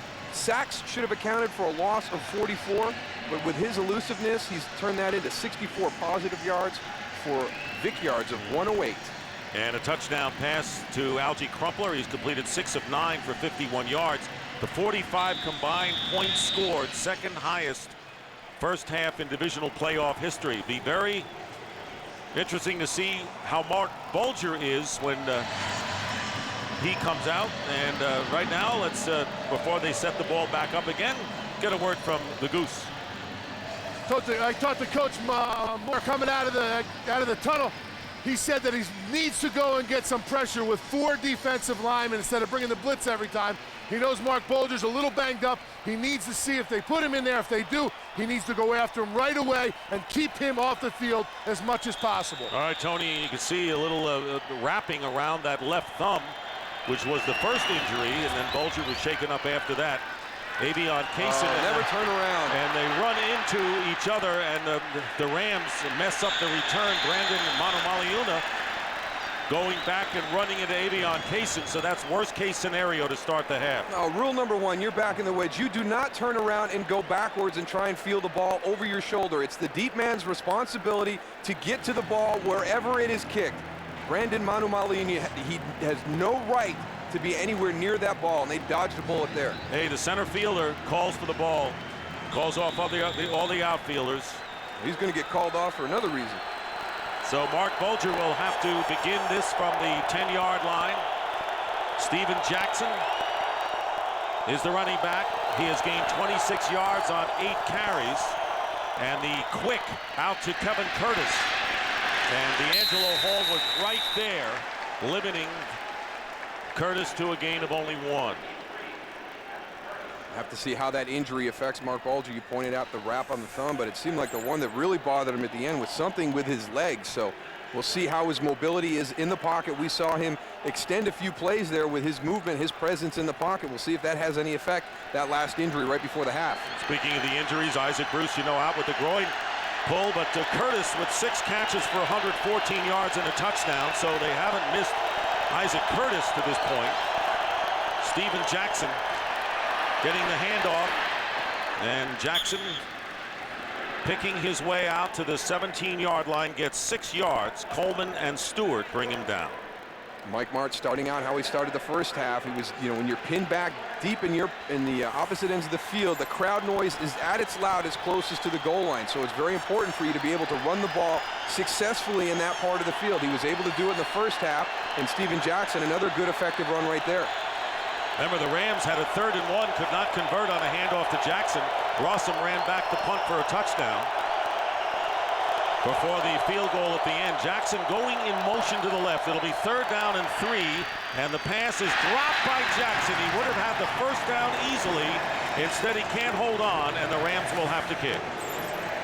Can't have mistakes like that in this situation because you are down by 11 points. You've got to grab every opportunity to make a play and execute it. Steven Jackson, look the ball all the way and catch it. You're sneaking a peek down the field because you know you had coverage close to you. So already unsettling conditions for Mike Martz's team, with Manumaleuna going back in the opening kickoff, colliding with Kaysen, and then Jackson dropping a first down pass. So 4th down, Kevin Stemke with the kick, and a great one. Going back is Rossum. Hang time of over 5 seconds. That's pretty good. And Rossum, here's Rossum. He's doing it again. And finally tackled at the 32-yard line, Allen Rossum. And it was Joey Goodspeed who made the shoe top tackle after the 39-yard return. Well, you get a kick like that, sometimes you outkick your coverage, and if your guys aren't getting downfield fast enough, you've got a lot of room between the returner and the first guys coming in. A good block by Brian Scott on Mike Furry, who was your first guy down, and then he continues and finishes right there, and then just some missed tackles right there, lack of pursuit. Joey Goodspeed gets him to turn back inside, but Joe DeCamillis has got his offense in great field position again. On the 32-yard line of the Rams, an 11-point lead for the Falcons. And here's Warwick Dunn. And Dunn, who went over 100 yards, he had 126 in the first half, picking up 2 on first down. And again, so much attention gets focused on Michael Vick. You kind of forget about Warwick Dunn, but he had a great first half. Just really set the tempo in that running game with some big runs. There were a couple times where he never had to break stride, had the big long touchdown run, but his offensive line has opened up some gaping holes for him to run through this evening. And D'Angelo Hall, the cornerback, is lining up in the game and coming in motion wide to the left on second down and 8. So Hall with man-to-man coverage, and the pass to D'Angelo Hall from Vick, but the Rams are there and bury him at the 24-yard line. It was Tino Isamoa, apparently all right now, and Robert Thomas, a couple of linebackers, and why not? D'Angelo Hall, quite an athlete, gets 6 yards as they sneak him in offensively. Well, you've seen Bill Belichick up with the New England Patriots use Mike Vrabel as a tight end and a receiver at the goal line, Richard Seymour as a blocking fullback down in the goal line package, and I think you'll start to see some of these coaches experiment with these guys who are such good athletes. If there's an opportunity for them to make a positive contribution on the opposite side of the ball, they're going to give them those chances. Missed the first 6 games with a hip injury, and now he can do it all. And here is Vick on the bootleg. Look out. Michael Vick in a foot race, getting to about the 10-yard line.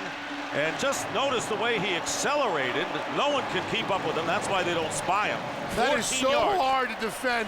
As a defensive lineman, as soon as you see that bootleg and you see Michael Vick has the ball, you have to go on a pursuit angle and aim 10 or 11 yards downfield to try and catch him.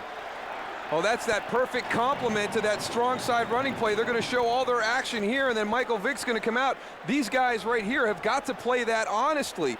And there's your run support. Again, the cornerback is actually the guy who gets sucked all the way down inside. First and goal at the 9. Warwick Dunn, and Dunn gets put down hard by Tommy Polley after a short gain. Algie Crumpler's known for his touchdown catches, but right here, he's the guy that seals off Anthony Hargrove, number 95, that gets Michael Vick out on the perimeter. Vick has 94 yards rushing on 6 carries. Second and goal.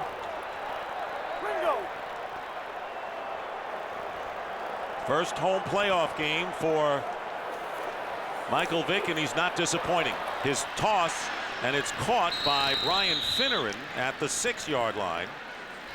DeJuan Gross, the extra nickelback, making the tackle, bringing up third and goal. And this is an area that Atlanta has struggled a little bit all season long. It's a new system that Greg Knapp brought in here, and one of the areas that will be the longest for the guys to get into sync. There's 2 really third downs and in the red zone. And, you know, that was something they took a look at during the bye week, worked on that specifically, some areas that they'd struggled with during the season. This is the area also, too, you have to worry about that quarterback draw with Michael Vick if you're a defensive lineman or a linebacker. And Algie Crumpler, another threat in the red zone. Third and goal from the 6-yard line. And here is Michael Vick, and he drills it, and the pass is caught for the touchdown by Peerless Price. And that was a laser thrown by Vick, 6 yards, and the Falcons score again. I just don't know how you defend this guy. You got him in the pocket. He just breaks contain, gets outside. And like you said, Nick, he just throws a strike to Peerless Price. He comes off the line of scrimmage. You know, it's kind of an ad-lib route right there. It gets back to the outside, and then look at the delivery and the accuracy of Michael Vick right there.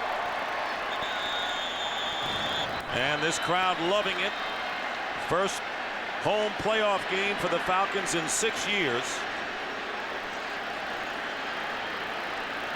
And a challenge flag has been thrown by Mike Martz. St. Louis has challenged the ruling on the field that the pass was complete for a touchdown. Timeout. Now you remember they got to make sure that Price had 2 feet in and control. He makes the inside move, breaks back to the outside. Here comes the ball. Well, I don't know Did he about pick the up drag. that right foot? Not Looks sure. like he dragged that back one. Well, he dragged the back one, but I'm interested to see if he picked up that right one.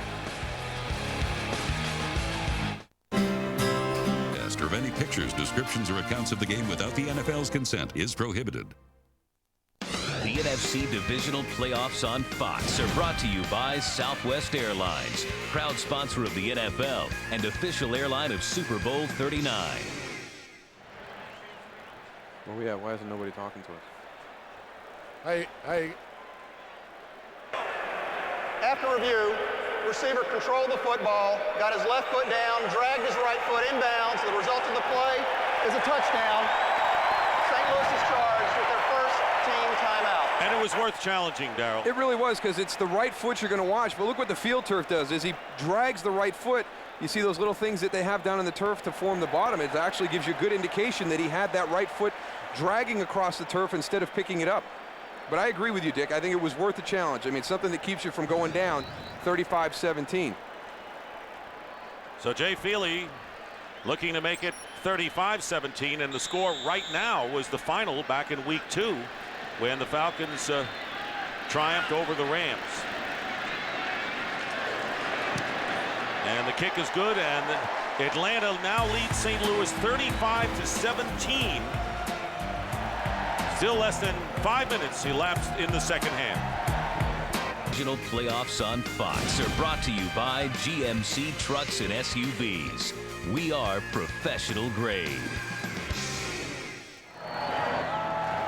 It has been a joyous Saturday night for the fans coming out dressed in red and black, the colors of the Atlanta Falcons, who are looking to advance to the NFC title game next week against either the Eagles or the Vikings.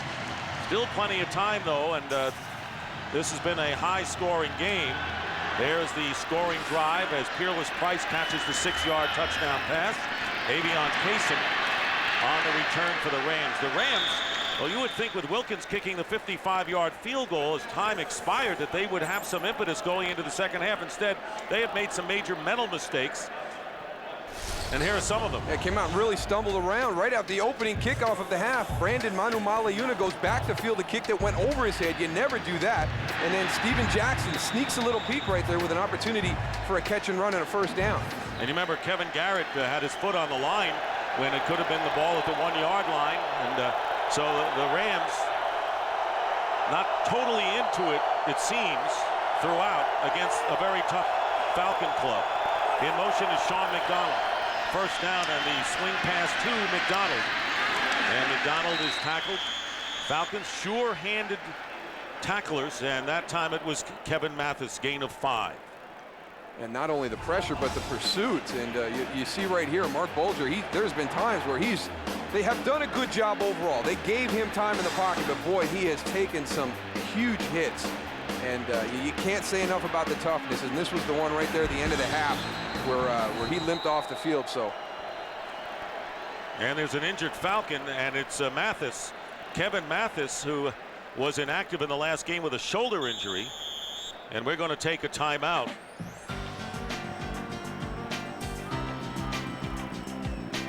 Back here at the Georgia Dome, Dick Stockton along with Darryl Johnston and Tony Siragusa.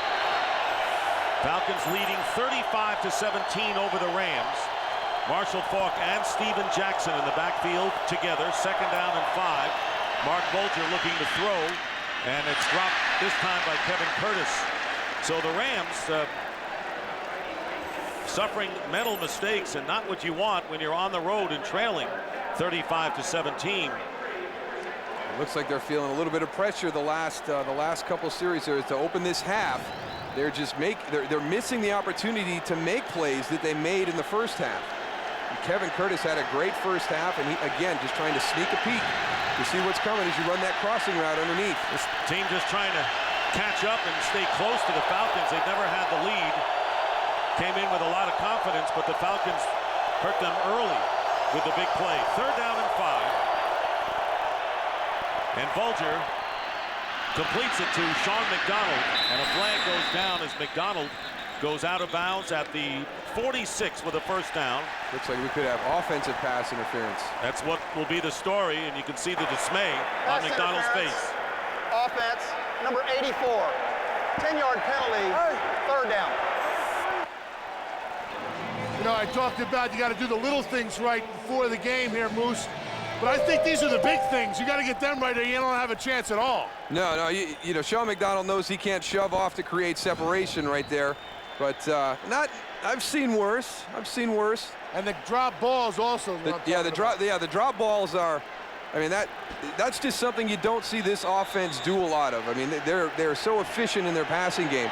One of the things that they're very good at is not dropping the ball. Right now, I don't like what I see on the faces of the Rams. They look down, and they're making mistakes, and they've got to do something to hang in there right now. They need a boost some way. This could be a critical time.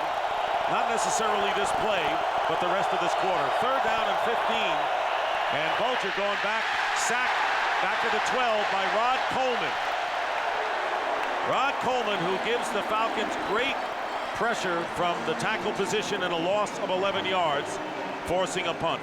He's just been such a good interior defensive lineman for the Atlanta Falcons this year. And when you have to worry about somebody like that inside, and then you've got the speed of Brady Smith and Patrick Kearney on the outside, I don't know why Jim Mora feels like he has to add anything into the mix to create pressure, because those four guys up front are doing it all on their own. Allen Rossum, who has returned a punt for a touchdown in this game. He had one in the regular year, and this kick is a low kick. And Rossum fields it on his own 41-yard line. Boy, they got a wall set up. A Falcon is shaken up, but Rossum racing to the 30-yard line. Allen Rossum still on his feet and goes out of bounds. So Rossum with two outstanding returns, and there's Joe DeCamillis. A 44-yard punt return. Finneran was shaken up, and he appears to be all right. A good critical block right at the point of the catch. You're going to see right here the hit right there on Mike Furry. Now he sets everybody up and then breaks to the outside. They're sitting up the old wall on that opposite sideline. Look at all those Falcon players over there who would loop to that side of the field. And all he has to do is make it to the turning point. He's got to set everybody to the center, then break to the field. There's your critical block right there. Gets him the ability to turn the corner. And then there's all the other guys waiting that are part of that wall. I know it's hard to believe, Moose, but I did play special teams one time. You got to see that wall while it's being formed. Oh, it was great to watch it from up here. First down on the 13, and Warwick Dunn fighting his way close to the 10-yard line. Allen Rossum has 152 yards in punt returns thus far. Well, here's the critical one right here on Mike Furry. We're going to see, I think the Ram coaches were upset. They felt that this was a block in the back. They talk about the chase position more than anything, and that's coming from directly behind. Now, Brian Finneran was coming at an angle, but kind of gotten away from that thing if you can get your head across. They say if the impetus of the block is from the back, but usually it's when you're in the chase position. So I don't think you're going to miss one right at the point of the catch. Dunn went in motion, second down and 8. And here's Vick. And Vick finally is brought down, and he was down by contact before he lost the ball by Leonard Little. So Leonard Little getting the sack. He had 7 in the regular year, and Vick loses a bundle on that one, 14 yards. It seems to be like he's frustrated that he finally got caught. He's kind of getting up going, I can't believe they finally got me. That's the only way you can get this guy. You got to sneak up behind him and hope he doesn't see you. From the blind side. Algie Crumpler, you didn't realize how quick Leonard Little was off the snap. I think that was going to be the backdoor screen. You run everything out to the left, throw it all the way back across the field to your tight end. Third down and 22, back to the 25, and there's the handoff to Dunn.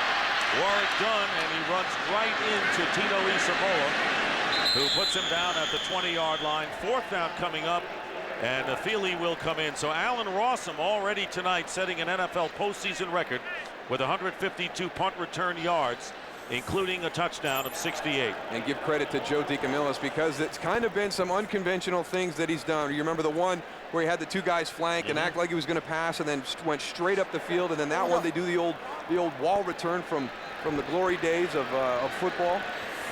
38-yard attempt for Feely. And the kick is perfect. So the Falcons now lead by a score of 38-7. Big hill for the Rams to climb. To you by Saturn, people first. By Visa, proud sponsor of the NFL. Get ready for the game. By the new Singular, raising the bar. And by Coors Light, the coldest tasting beer in the world. Coors Light, the official beer sponsor of the NFL and Super Bowl 39. And right now the Atlanta Falcons are in command and playing extremely well, leading 38-17, and their 38 points are the second highest total for their season. They scored 41 at Denver the week after they were roundly beaten by the Chiefs 56-10, one of their big wins of the year. Avion Payson returning for the Rams and doesn't get much as he just crosses the 20-yard line. So we'll have a timeout, and the Rams, long way to go. Hey, Tony Siragusa says you're welcome. Commissioner Paul Tagliabue in attendance here for the first playoff home game in 6 years for the Falcons, and right now making the most of it, leading 38-17. And now the Rams, who have tried to set a running game format to open up the passing game. Might be time to abandon that ship. Time is running out there. That only plays into the hands of the Falcons. First down on the empty backfield, and Bulger's pass, and unable to make it was McDonald. So McDonald could have been off if he had made the grab. And right now the Rams have Seahawk disease as the receivers are dropping passes. That was you. That was you. I didn't say that. Low blow, Dick. But we saw them make these plays in the first half. I mean, that's such a catchable ball for Sean McDonald. We've seen 3 in the last 2 series. Mike Martz just looking for any kind of a spark. You saw Kevin Mathis hurt. Right ankle injury. Return is questionable. Second down and 10 on the Ram 21-yard line. And Bulger getting some pressure. And he dumps it off to Maliuna. And he gets up to the 40-yard line for the first down. DeMario Williams making the tackle, picking up 18 yards. Well, Fox tomorrow, the nonstop season of 24 continues on its regular night and time. It's a new heart-stopping episode of 24 tomorrow at 9/8 Central, right here on Fox. Opened last week, the 2-hour premiere episode to rave reviews. And well-deserved rave reviews. You watch it once, you're hooked. You better have a TiVo. TV show's a classic, no question about it. 5 minutes remaining in the third. First down, and Bulger is going deep. And the pass is intercepted. Curtis, and Webster makes the interception. So Jason Webster on the pick as Bulger overthrew Kevin Curtis, if that's possible with all that speed. And the Falcons get their first turnover of the game.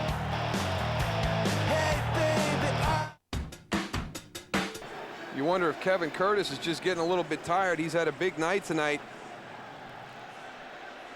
Down the sideline, a little double move. Jason Webster never bid on it. That's a ball that Mark Bulger can't throw there because he played it as well as you can. He tried to sell him the little out and then the up. Jason Webster was not fooled at all. That's Jim Mora. That's one of those plays that you will look at during the course of the week, and whether it's by formation or personnel, you know that that route could be coming out. And you saw how excited Jim Mora was because Jason Webster obviously saw that play during the course of the practice week and then executed it to perfection tonight in the game. The Falcons, who led the league in rushing, have rushed for nearly 200 more yards than the Rams today. 264 is their total. First and 10 from the 13, and here's Warwick Dunn. And Dunn is tripped up after picking up a couple. Jimmy Kennedy making the tackle. 38-17 the score in favor of the Falcons. It was 28-17 as the Rams got a late field goal, 55-yarder to creep within 11, but Michael Vick found Peerless Price. Jay Feely added a field goal, and the Rams seemingly have had their head in the clouds since then. They really have. They came out, they had a special teams mistake on their side that put them deep in their end to start a drive, and then the Atlanta Falcons continue to exploit the punt coverage unit of the Rams. Got another big return from Allen Rawson. Second down and 8 on the 15. And Vick ducks under one. Flag goes down, and Michael Vick stays on his feet. and picks up 1 yard before Pickett gets him. And a penalty marker down. It'll go against the Falcons. I know there was a penalty, but how did he get out of that? I'm standing 10 yards behind him, and I'm still amazed how he got out of that one. And holding on to his right hand, it appears, after that tackle. Holding, offense, number 80, half the distance to the goal, 2nd down. Eric Beverly. You know, one of the things that you don't talk a lot about, Michael Vick, is what his conditioning must be. To be able to do this through 4 quarters of an NFL game when you've got such great athletes out there and you're so superior in what you're doing in your athleticism, but it never slows down. I mean, it seems like he's continuing to move. And this is a guy that has to call the plays in the huddle. If I had to come to the huddle and call a play, no one would be able to understand me. I'd be sucking so much air. He's a marvel. I wouldn't be. 2nd down and 15, and Warwick Dunn close to the 10-yard line. 3.5 minutes remaining in the 3rd. This February, NASCAR on Fox returns with the 47th running of the Great American Race. 43 drivers will clash in the fastest, fiercest, most high-powered sporting event in the world. Our NASCAR coverage begins with the Daytona 500 February 20th in high definition, only on Fox. Well, you know, the Vikings may be watching this and saying, you know, I hope, you know, we were the 2nd team to go 8-8 and win a playoff game. Rams were the first. I hope the same fate doesn't befall us. And sometimes we forget that these teams that get that bye week got it for a reason. 3rd down and 14. From the 9-yard line, here's Michael Vick. And Vick fires it downfield, and they're trying to get it to Michael Jenkins. And Jenkins actually got a hand on it with all of that. That's something Michael Jenkins will learn as he spends more time around Michael Vick, that you can never give up on a route. I mean, this guy is so athletic. He's going to be able to avoid just about anything. And he sees him scramble. He does the right thing. He's the short guy, so he breaks down the field. But then he kind of takes his eyes off it. Almost the opportunity to make a heck of a catch on the sideline. Michael Vick, as he's scrambling out to the left, he's pointing for him to go downfield. He's giving him directions as he's running. You can't throw it that far. Well, Chris Moore is finally earning his playoff money. His first punt tonight will come from 5 yards in the end zone. Sean McDonald, and the fair catch in Falcon territory at the 46-yard line with 2:31 remaining in the 3rd. Fox Tuesday, American Idol is back, and be there from the beginning when the biggest show on television returns. It's the 2-hour season premiere of American Idol Tuesday at 8/7 Central right here on Fox. And we talked earlier about how those early shows are really a riot because you really get the people who you're not going to see at the end, as you mentioned, have some semblance of talent. You're going to see shoe up, shoe up. Just about. That's right. Shoe up. Tony, give it a shot. You got to admire their courage, though. You have to admire their courage. Nerves of steel on that show. First down for the Rams. And on a flea flicker, here is Dane Looker. Looked like he was going to throw, and Looker looks to run and goes out of bounds. He'll get the first down. He got the handoff from Marshall Faulk. So a gain of 9 or 10 yards. And it is a first down for St. Louis. That's the one thing you have to guard against with the Rams out there. I know it's 38-17 right now, but you know these guys are explosive as anybody in the NFL on the offensive side of the ball, and you just never know. You never know. You get into a little bit of a lull, you start to feel good about yourself. You come out and have some sloppy offensive series, and all of a sudden you can get yourself back into a game that's inside double digits. Steven Jackson, who has averaged more than 3.5 yards per carry, the running back, but Bolger's going to throw.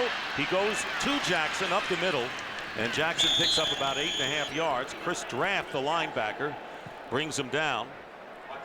Steven Jackson, who has a lot of speed, according to Mike Martz, a unique player in that his speed really is surprising considering how big he is. It's like Tony. Exactly. A guy that big shouldn't be able to move that quick. We'll tell Steven Jackson he's been compared to the Goose. What a compliment. 2nd and 2.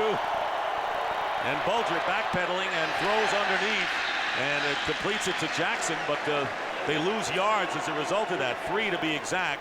And they're back at the 30. Good hustle once again by Chris Draft. Yeah, great play by Chris Draft. You're trying to run the screen pass, and unfortunately for the Rams, they had dialed defense. So Chris Draft, number 54, you're going to watch him. He's responsible for Steven Jackson, number 39, and unfortunately you got the screen pass called, and he's all over him when the ball gets thrown there. 3rd down and 5. I don't know whether this is 2-down territory considering the score, but you have to consider that. Bulger's pass caught by Dane Looker, so it doesn't matter. It's a moot point. Looker makes the catch and gives the Rams another 1st down as he gets to the 16, picking up 13 on the play. You can see why Mike Martz was so complimentary of Dane Looker, or I mean of Mark Bulger. I mean, we've seen the deep ball throw, we've seen the accuracy, but that one, the touch, up and over one guy and just dropped it into Dane Looker. Hey, this guy's been punished tonight, hasn't he? Yeah. Bulger has. Yes, he has. He keeps getting up and keeps fighting again.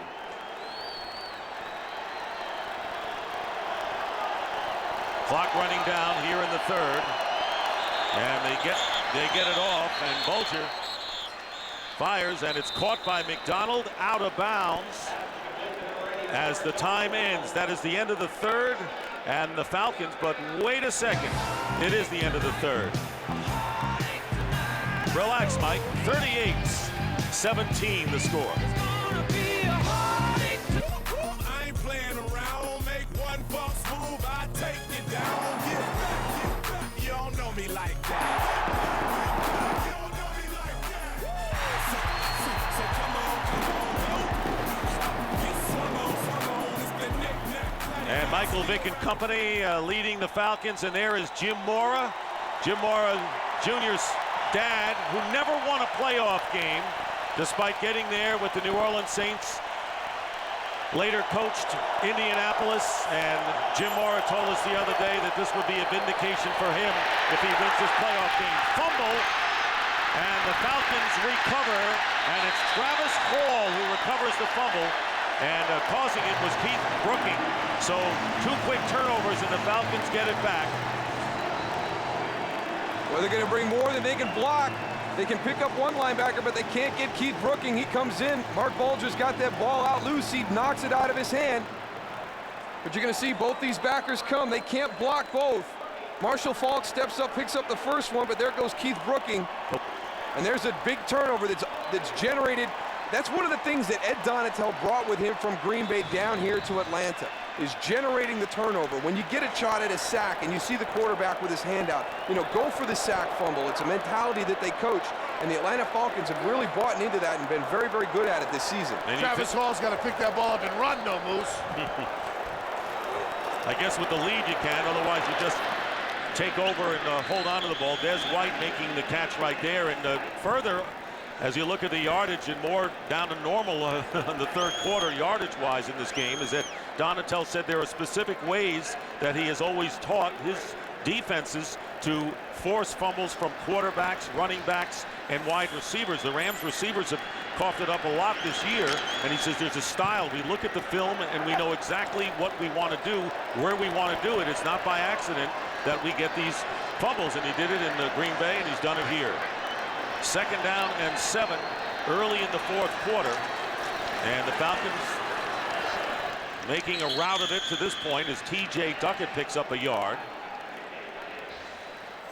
Well, it has to have been a frustrating evening. The Rams were confident for the first time. We saw them mid-season, we saw them late in the year, and there was just there was no confidence there. They were searching for their identity. They hadn't really figured out the defensive scheme. They were just struggling in a number of phases, but seeing them when they came here to Atlanta, they finally had a little bit of confidence about them. And boy, the Falcons, just the way they started this game, they just took that from them immediately. Falcons finished the season with losses in the 3 of their last 5, and of course they rested a lot of their people in the last game at Seattle. Here's Michael Vick. What a catch by Michael Jenkins, if they rule it that, and they do. And that was a shoestring catch short of the 1st down. Get a little move the pocket right here. Michael Vick's going to go out. Gets it out to Michael Jenkins. There's that catch you talked about, Dick. Boy, that is nice. I really feel like he is going to be a guy that they can rely on the outside next season. Boy, just grabbed the end of that football with the other end, barely touching the bottom. So all for naught, though. There are punters out there. Chris Moore for the second time, we might add. Earning his money, like you said. That's right. He's getting busy. Hey, don't you think punters really earn their money? Oh, absolutely. Not. Very important part of the game. You had a good punter in Baltimore when you won the Super Bowl and a good place kicker. You should have been the MVP. There you go. And the kick bouncing and will go inside of 5 and out of bounds. So everything rolling the Falcons' way tonight. Early in the fourth quarter, leading 38-17. By Bud Light. Fresh, smooth, real. It's all here. By State Farm. Like a good neighbor, State Farm is there. By MasterCard. There are some things money can't buy. For everything else, there's MasterCard. And by Wendy's new combo choices. Wendy's, it's better here.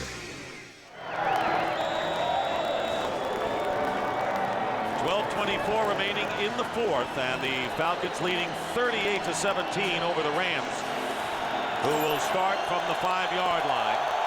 Marshall Faulk, the running back, who's gained 30 yards on 6 carries, and running the ball to Faulk, and he is clobbered by Patrick Kearney, who comes in, and no gain on the play. This is an inspired Falcon team. They've been playing from the lead most of the year, and they are once again tonight. Yeah, these guys are not just pass rushers. They're football players. I mean, he's taking on the block, going down the line of scrimmage. Watch this tackle. That's Marshall Faulk. I don't care where he is and what point of his career he's at. That's still a running back. Look at him shed the blocker and then deliver a perfect form tackle. And run right through the tackle, too, and bring him backwards. That's impressive. Boy, that speaks volumes, doesn't it? Second down and 10. And Bulger is going to be sacked by Brady Smith for the safety. And if this were a fight, they'd stop it. As Bulger is sacked by Brady Smith, who recovered a Bulger fumble for a touchdown in the regular season, and he gets 2 for his team right here. Loudest part of the field, down near the end zone. Brady Smith beats Orlando Pace immediately. Give 2 points to the home crowd for that one. And they'll get the ball back as if they need it. 40-17. Keep an eye on the football right there. We'll see if Brady Smith got a legal jump or not. Well, that is great anticipation by Brady Smith. Maybe just a little bit too well anticipated. Don't be a hater, be a congratulator, Moose. Free kick coming up for Kevin Stemke and for Brady Smith. First safety in Falcons postseason history. He has scored 8 points for the Falcons against the Rams alone this year. Here's Allen Rawson. As if he hasn't done enough, brings the ball out to the 42-yard line. Well, we were so excited about this game, and it turned out to be an Atlanta Falcon performance. Want to remind you to tune in tomorrow's NFC Divisional game when Dante Culpepper and the Vikings will be in Philadelphia to battle Donovan McNabb and the Eagles.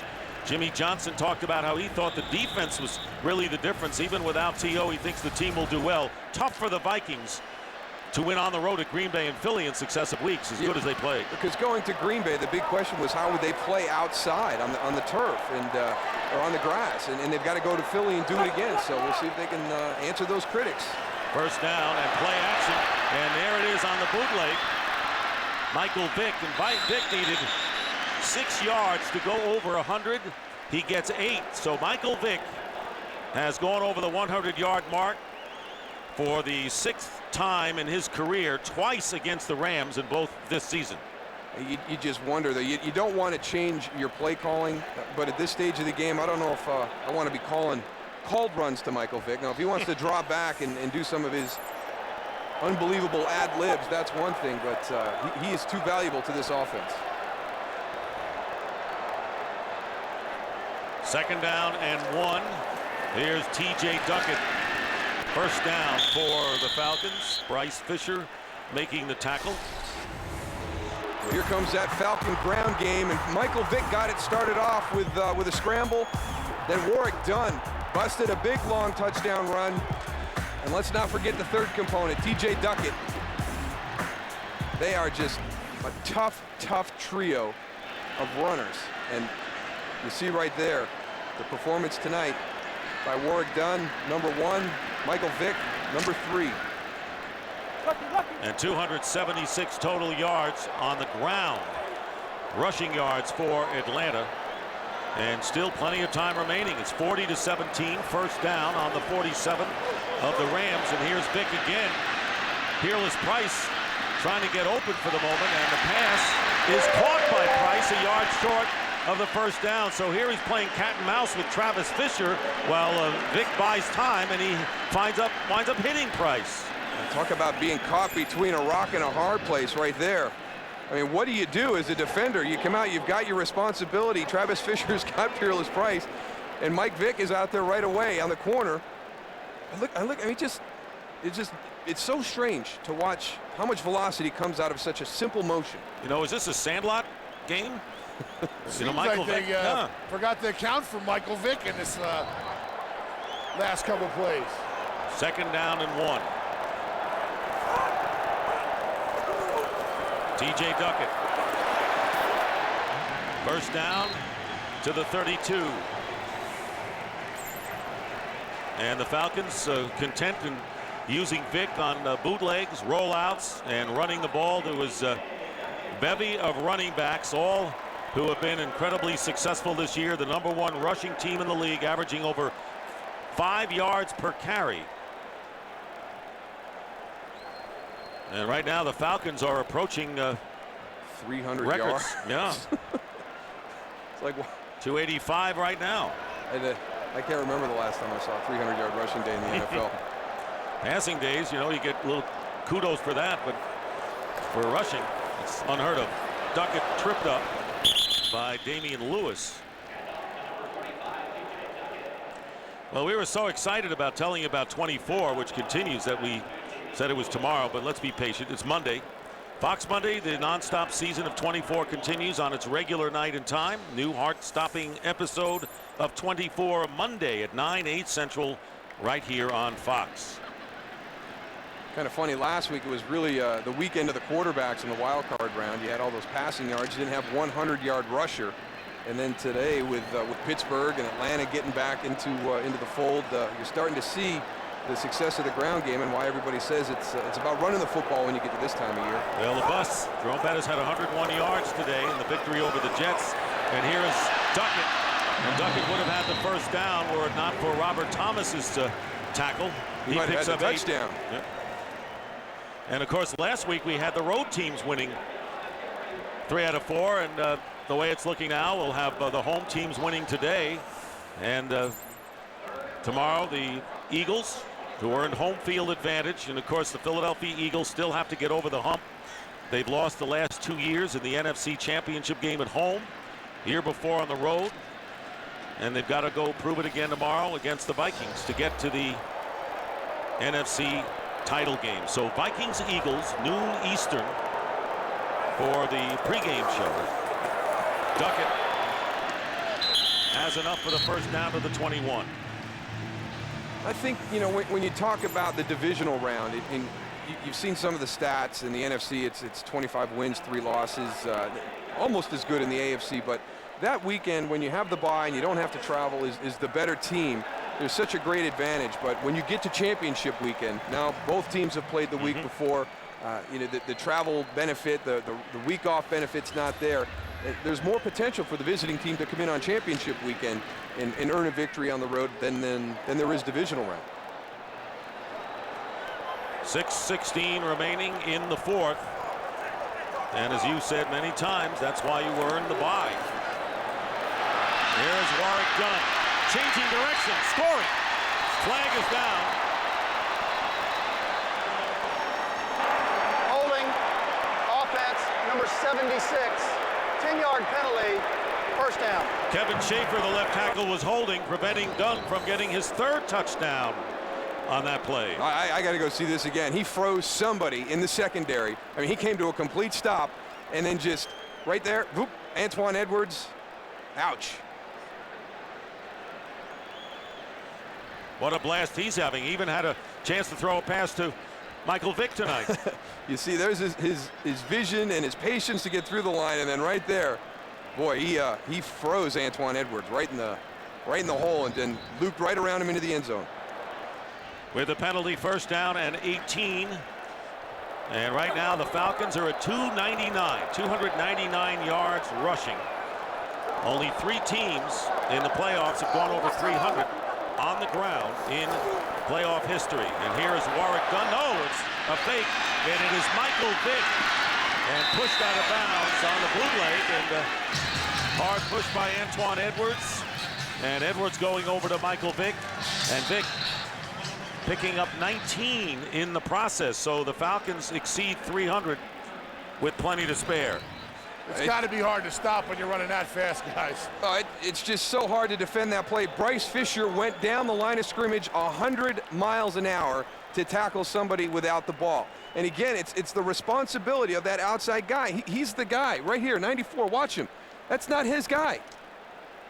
Look, you've got Contain on the outside. That's why there was nobody between Michael Vick and Antoine Edwards. This is what happens when you freelance out there, Miz. You got to do your responsibility. Coaches will tell you that. That's where breakdowns occur, I guess, Goose. And Warwick Dunn with a couple of yards. So Michael Vick, 120 yards rushing on 8 carries. That's a 15-yard average. And Dunn has 141 yards. He's only averaging 9.5. Warwick's got to pick it up. Look at the records that they have set tonight. And no Pro Bowls for the offensive line. You know, they got to get some credit. Kevin Schaefer, Roberto Garza, Todd McClure, Keenan Forney in particular. The right guard, Todd Weiner, the right tackle. 3rd down and 2.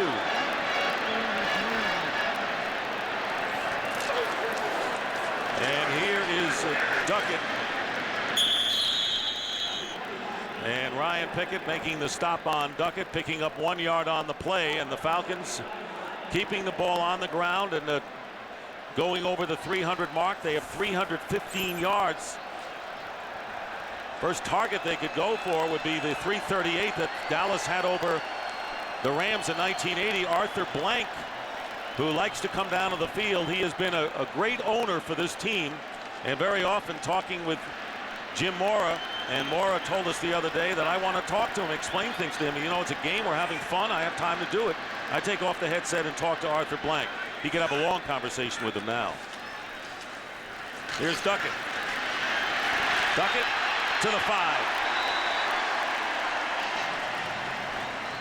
You know, it's one thing to go out to a game and get beat with exotic plays and gadgets and somebody throwing the ball, but tonight the Atlanta Falcons have just taken the ball and rammed it right down the throats of the St. Louis Rams. And they did it early. They've done it from the start of the game, and they're still doing it right now. And Jim Mora headed for his first playoff victory, and as he said, vindication for his dad, who's here tonight upstairs, and he said that I will give him a ball, not the game ball, but I will give him a ball in commemoration of the family getting a playoff victory. Warwick Dunn, no gain on the play. Fox Tuesday, American Idol is back, and be there from the beginning when the biggest show on television returns. It's the 2-hour season premiere of American Idol, Tuesday at 8, 7 Central, right here on Fox. Marshall Faulk and the Rams, and of course it's been a turbulent year for them. They struggled throughout the year. At one point lost 4 out of 5 and then lost 2 straight when Bulger was out of action, but they won their last 3 and felt very good coming into this one.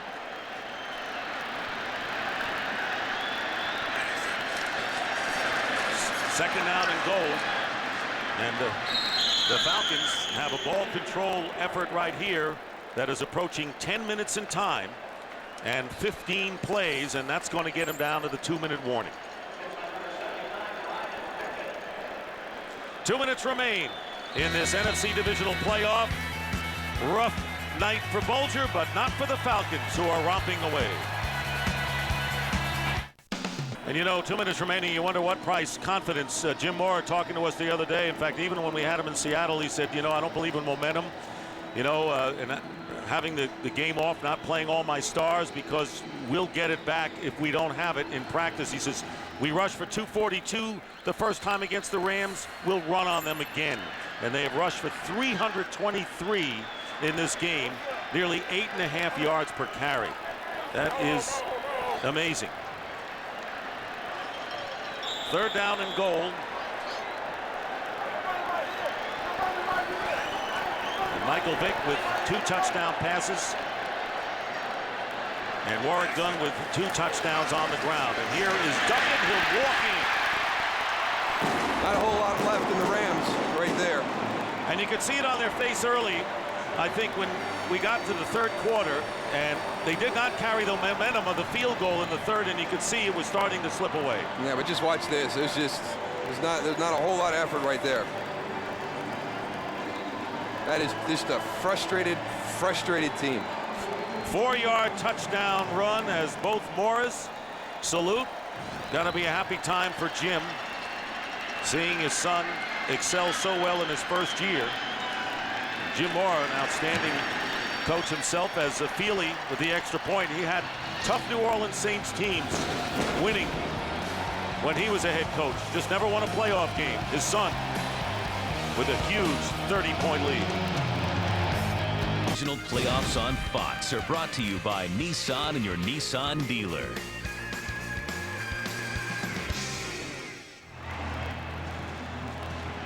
Falcons winning and heading for the victory, 47-17. Many of the fans departing from the Georgia Dome as Jay Feely, kicking to Avion Kaysen, will run it out from 2 yards in the end zone. Kaysen stopped at the 24-yard line. Rams allowing 47 points. That's the most they've given up all year. And for the Falcons, their 47 is their best. And Jim Mora's son coming over to join in the early celebration here. And on the other side,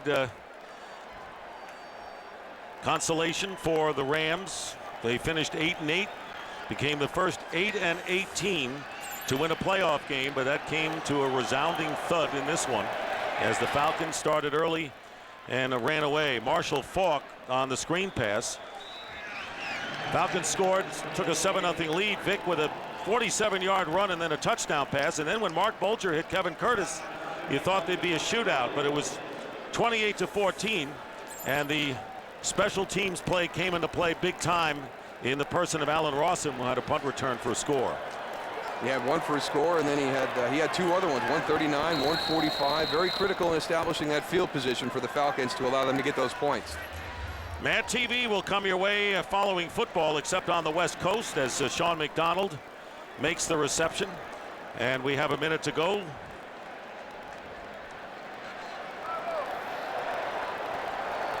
And Bulger out of the shotgun with a pump fake, and the pass incomplete.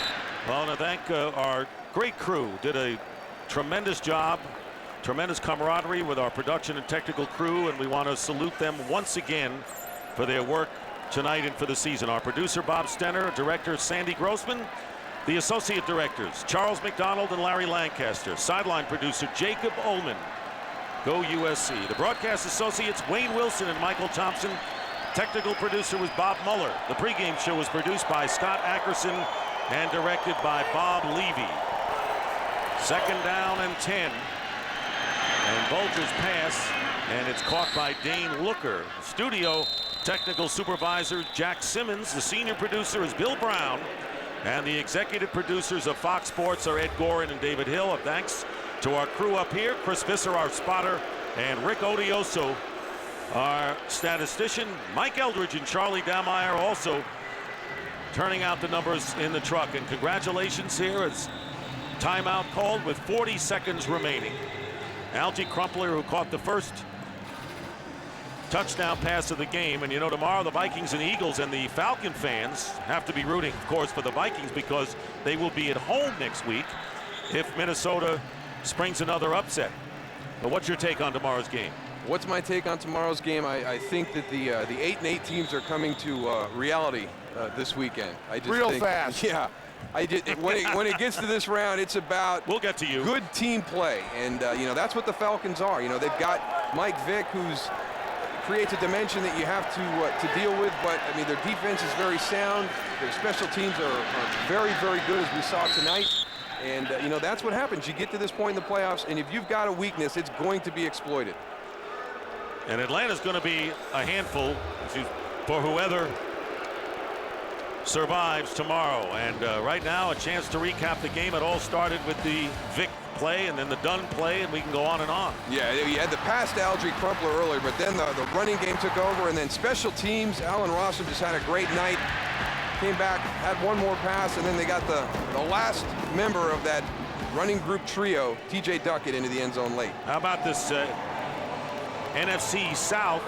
Because the Falcons are the third straight NFC South champion to get to the conference title game. Tampa Bay Buccaneers, they won the Super Bowl. Carolina Panthers, they went to the Super Bowl, just missed. And now the Atlanta Falcons, who have advanced to their second NFC title game. They beat the Vikings back in 1998. And remember, that was when Gary Anderson missed the field goal, a shocker. Prior to the snap, false start. And Morton Anderson won it in overtime. 64, 5-yard penalty, second down. 32 seconds remain, 5-yard penalty against the Rams.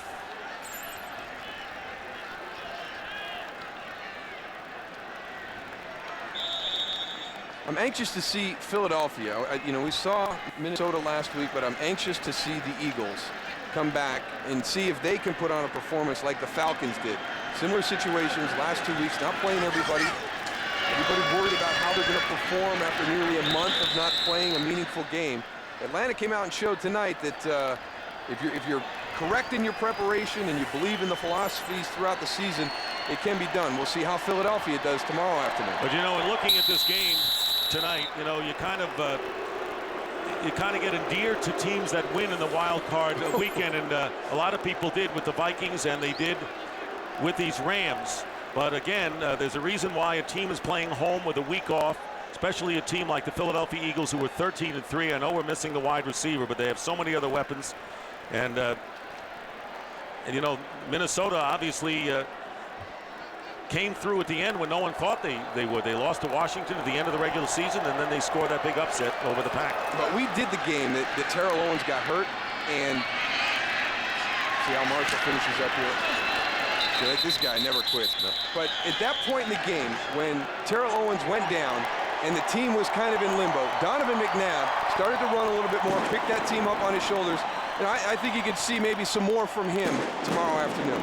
And right now, Jim Mora is seeing his son and the team celebrate on the field as the Atlanta Falcons have advanced to the NFC title game. They'll play the winner of the Eagles and the Vikings as Mike Martz and Jim Mora shake hands. And the season is over for the Rams, but it moves on for Michael Vick and company, the #1 rushing team. Great defense, so impressive. Right now, let's go down to Tony Siragusa. Mike, today, the running game between you, Warwick, and TJ, over 320 yards, a little bit of a letdown. Yeah, the running game was big. You know, we came out and that was our main focus, to come out and execute the run game. And we knew that would set everything else up, and it did. So, you know, we're very happy and ready to go into next week. Coach Moore prides himself in team, all facets of the game, offense, defense, special teams. Everybody put in what they needed to and scored. Must be big. It was a total team effort, and that's what we was looking for. That's what Coach Moore stressed all week, coming out and playing as a team. We know the best part of our team is our team, and we know if we come out and play that way, then we can't be stopped. Thanks, Mike. Good luck next week. Back to you, Dick.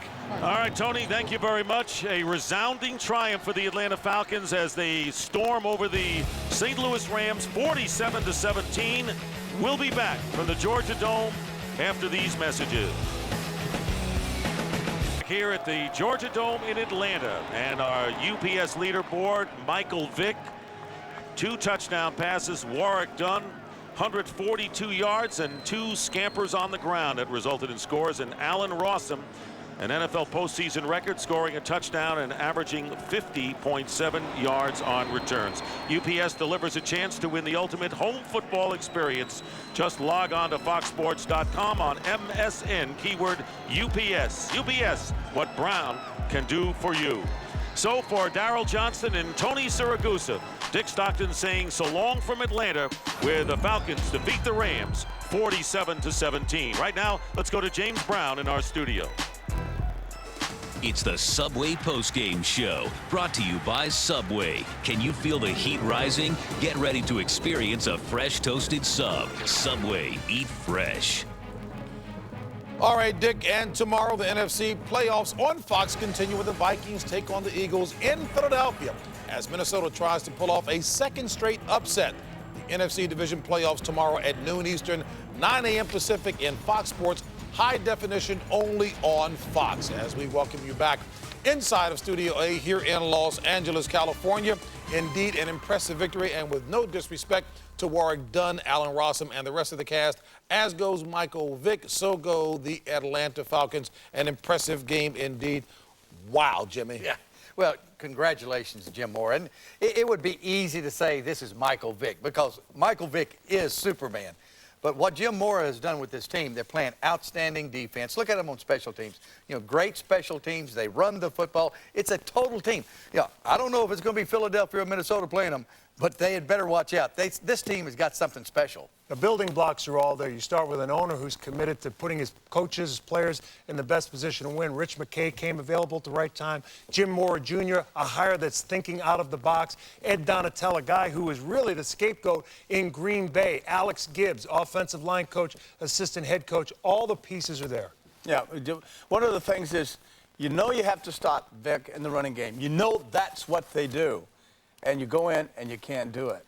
And next week we'll see whether the Vikings, we'll see whether the Eagles, with the same plan, stop the run. You can't do it. This reminds me so much in Nebraska back when they were winning championship games. 82 yards passing and over 300 yards Back when rushing. Jeff Quinn was handing that baby off. Yeah. Give it away. 327 yards rushing. Amazing. Unbelievable. Oh, impressive. What a defense. That's a kick. Tomorrow, Vikings and Eagles. You won't want to miss it right here on Fox. Now, for most of you, Mad TV is up next. We'll see you tomorrow right here on Fox.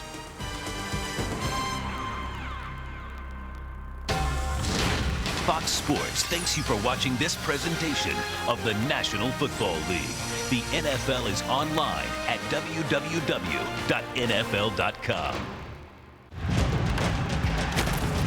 You've been watching Fox Sports, broadcasting in HD and presented by DirecTV. Rethink TV. The Southwest Shortcut, the fastest way to our lowest online fares, only at southwest.com. This year's biggest events are on Fox Sports. Home to the World Series, Super Bowl 39, and the Daytona 500. This has been a presentation of Fox Sports. 3, 2, 1. See ya.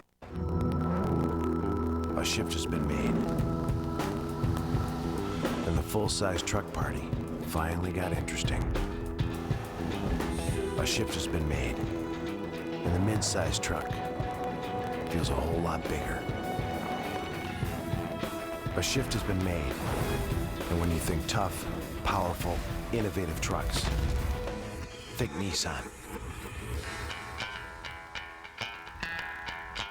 Dial-up has its downsides, but not Verizon Business DSL. It gives you higher speeds for faster downloads. And it comes with high honors, all for a very low price. Call 1-866-YES-2-DSL now. You'll get a great offer and today's best value in broadband for business. Verizon Business DSL. Your business will really take off. This guy used to play football for the Giants. Wait till you see the game he's playing these days. Monday on Fox 5 News at 10. Right now on Fox 5 News at 10. Funny or offensive? Did this picture cost a Wall Street whiz his job? Plus, convicted of torturing prisoners, now he's about to become one. A man called the ringleader at Abu Ghraib learns his fate. And the Jets, this close to the playoffs, a game that some thought would be a blowout, ends up going down to the wire. You're watching Fox 5 News at 10. What New Yorkers watch. Good evening, I'm Dick Brennan. And I'm Karen Hepp. Thanks for staying up late with us. Well, the Jets' high hopes for the Super Bowl came crashing down in Pittsburgh. Yeah, it all came down to a kick, one they missed, and the Steelers didn't. Here's Reish with more. Guys, it may not have been a well-played game, but it was a good game to watch all the same. A game where the Jets looked as if pulling it off was more than a remote possibility, especially after Ben Roethlisberger had one of his many rookie moments in this one. The underthrow gets picked off by Reggie Tung, and he's got nothing but open field for 86 yards before he's in the end zone. Oddly enough, this game does come down to overtime and a field goal, just like last week, only it's Jeff Reed coming through for the Steelers. 2017 Pittsburgh is your final. Fox 5's John DeSepolo was there to see it all. The Jets came close on Saturday to pulling off one of the greatest upsets in franchise history. Twice they thought they had the game won, but twice they came away with no points. And to say the Jets are just a little bitter about this defeat is a major understatement. I'm sure everyone has left this place, everyone who's a New York Jet, even New York Jets fans, has left this place sick. Like I said, I've never been this angry about a game. You guys definitely stuck with them for the whole game. It doesn't. We didn't play well enough to win. We just got to go in this offseason and figure out how we can win ourselves a championship. When you're trying to build a winning tradition, you have to go through things like this. And when you look at winning programs, winning organizations, they've already went through times like this. And they have established a consistency to be able to pull through games like that. And that's what we're trying to do. At Heinz Field in Pittsburgh, I'm John DeSepolo, Fox 5 Sports. Wait till next year, but Jet fans here in New York were glued to the tube all afternoon. Yeah, the team came so close they could taste the upset victory, but it wasn't meant to be. Fox 5's Mark Joyella has more on the agony of defeat. Quite a night for Jets fans. It did not ultimately end the way they had hoped, but for most of the evening, it looked as if the guys in green might just pull off an unbelievable upset.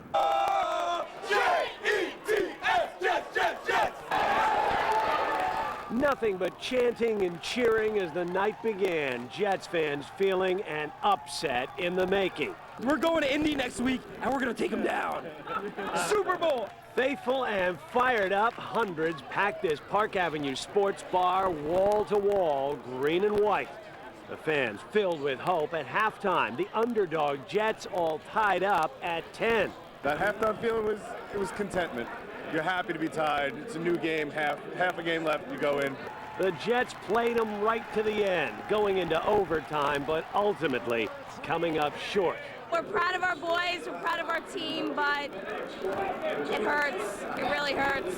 And she is far from the only Jets fan feeling that particular postseason pain tonight. In Midtown, Mark Joyella, Fox 5 News.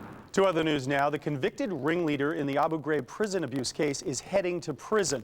Army Specialist Charles Grainer got 10 years. A military jury found Grainer guilty yesterday. This morning, before sentencing, Grainer said he was just following clear orders to abuse and sexually humiliate the prisoners. And tonight in New Jersey, there's a hunt for some cold-hearted killers who murdered a family of 4 inside their own home. The victims' bodies were found yesterday. Right now, police say they don't have any concrete leads on who was responsible. Fox 5's Andrea Day has more from Jersey City.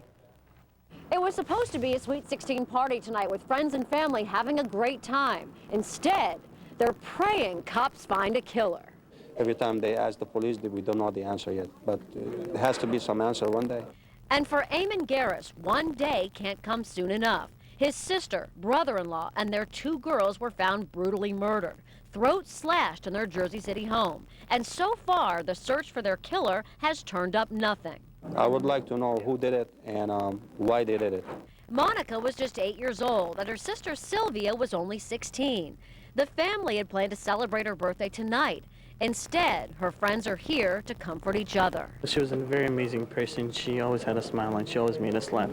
And Sylvia was trying to raise enough money to take her friends to England for a Shakespeare festival. We lost a really important friend. All we can say for now, what we can do, just pray for them. That's all we can do.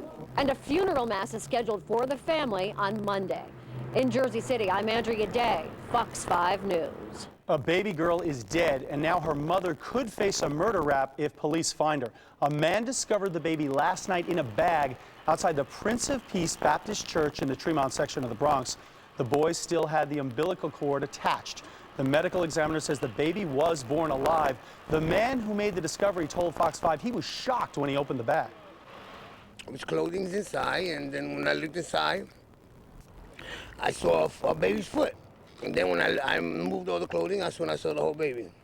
Police are offering a $2,000 reward for information leading to the mother. Well, we now have a better idea of what caused a carbon monoxide leak in a New Jersey supermarket yesterday. Investigators say a cracked exhaust pipe is probably to blame. Sky Fox was over the shop right in Franklin Township after the leak that sent more than 15 people to the hospital. They have all been released and are doing okay. Wall Street insiders say a high-paid bond analyst got booted for the fake photo he put on the cover of a report. Andrew Susser cut and pasted a photo of his face onto the body of a woman getting swept off her feet. He works for Bank of America, making $4 million a year. He'll lose his bonus too, which could have been as much as $5 million. The company won't say why Susser was let go. Well, we've told you some incredible stories of tsunami survival, but wait till you hear this one. A little 7-year-old boy struggled on his own for 3 weeks since the tsunami, drinking just puddle water and scrounging dried noodles. Tonight, he's finally back with his family. Martunis was wandering around the Aceh province of Indonesia ever since the tsunami struck. It was a British TV crew who found him, and they took him to a hospital, and that's where he was reunited with his father. Right now, he's doing fine. Well, all across this country, people are still feeling the effects of this week's wild weather. In California, people who live downstream from the Prado Dam are being told to stay away, but believe it or not, many are not. This was the scene yesterday when Army engineers opened the dam's valves. They had to release pressure that had been built up from days of torrential rain. More than 1,000 people were evacuated. Many did, though, come back today, believe it or not. Well, there's still no trace of the people who were trapped by an avalanche in Utah yesterday. Rescue crews armed with choppers and search dogs spent all day canvassing an area right near a ski resort in Park City. They say the chance that anyone is still alive, unfortunately, is very slim at this time. 5 people are still missing. They were in an out-of-bounds area known to be very dangerous when the avalanche hit. Our weather here, getting back to normal. If you like that cold kind of normal, that winter kind of normal. Yeah, well, Weather Authority Mike Woods is here with the first look at the forecast. Yeah, Dick and Karen, definitely a lot colder today than what we've seen in quite a while. Temperatures dropping back down into the teens and the 20s. Here it is, headed through at 11 o'clock. We've got 29 degrees, mainly clear skies right now. Air is bone dry, dew points at 11 degrees, and the pressure's at 30.72 and falling. Other temperatures in the tri-state area, we've got 10 degrees only in Monticello, 19 out in Poughkeepsie, and we're talking 20s in the metro areas. Looks like another cold night coming up for us all. Lows dropping down into the 20s, but how warm will it be throughout the rest of this week, or actually next week? We'll have that in the full forecast in just a little bit. Dick? All right, Mike, coming up is the FDNY, ready to say goodbye to Animal House and the happy hookers. Mayor Bloomberg is out of touch with the blue-collar worker. We'll be out here for as long as it takes. Plus, the bus workers take on the big city mayor, why they may not go back to work anytime soon. And NYU's so-called pot princess may be a rehab dropout next. If you've got a story you want Fox 5 News to investigate, call us at 1-877-TEL-FOX-5 or log on to our website at fox5ny.com.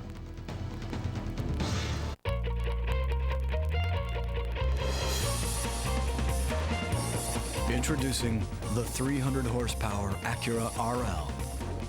With voice-activated technology and super handling all-wheel drive, power can be shifted front to rear, side to side, and while cornering, the outside rear wheel is accelerated for dramatically improved handling in all weather conditions. The all-new Acura RL. I got Verizon's DSL instead of Optimum Online. And I'm so glad I did. It's $29.95 a month for Verizon. They doubled the speed, and the price stayed the same. Verizon DSL is so fast, it's like lightning. The DSL thing's got me flying. Verizon Online DSL is now faster than ever, and it includes all the great features of MSN Premium, something you don't get with Optimum Online. It's still just $29.95 a month when you sign up for 1 year. I had a lot of choices, but I went with Verizon DSL. I've been out there. I don't need the skimpy wimpy, namby-pamby frilly checking. No, I need maximum strength checking. I want it to be absolutely free. F-R-E-E free. Hey, you know, When I walk out the door, I want to trip over ATMs. I want to see my canceled checks online. I want branches. I want trees full of branches everywhere. I don't want the minimum. Give me the maximum. Yeah, that's what I need. Maximum strength checking, only from Chase. With winter travel, you never know when trouble will blow in. Which is why you should get to Toyota's Winter Savings Blast. Toyota has cars, minivans, and SUVs that are 5-star safe for winter driving. Plus, now at Toyota's Winter Savings Blast, you can get a mind-blowing lease on the famously reliable Corolla, just $169 a month. So get to your Toyota dealer's Winter Savings Blast for one of 17 models moving you forward. Monday and Good Day start your week with news, weather, and traffic. Plus, American Idol Fever. We're checking in with your all-time favorites. Monday on Good Day, 5 to 9 a.m. You're watching Fox 5 News at 10. What New Yorkers watch. She got kicked out of NYU for peddling drugs, but now the so-called pot princess has flunked rehab. Julia Diaco sold pot, LSD, and psychedelic mushrooms from her dorm room in the Village. Diaco entered a drug rehab center in Idaho to avoid prison time, but she flunked out. Her lawyer is asking a judge to send her to another one, but if she flunks out again, she'll end up behind bars. Diaco is from Rumson, New Jersey. Well, some of the colorful nicknames that fire companies are known by are getting rubbed out. The FDNY reportedly wants to clean up the department's image after alcohol and sex scandals. The Harlem Zoo Firehouse will need a new name. So will Red Hook's Happy Hookers. And the Animal House in the Bronx is no more. That's where 2 firefighters are accused of having sex with a groupie. Many other nicknames, they're out as well.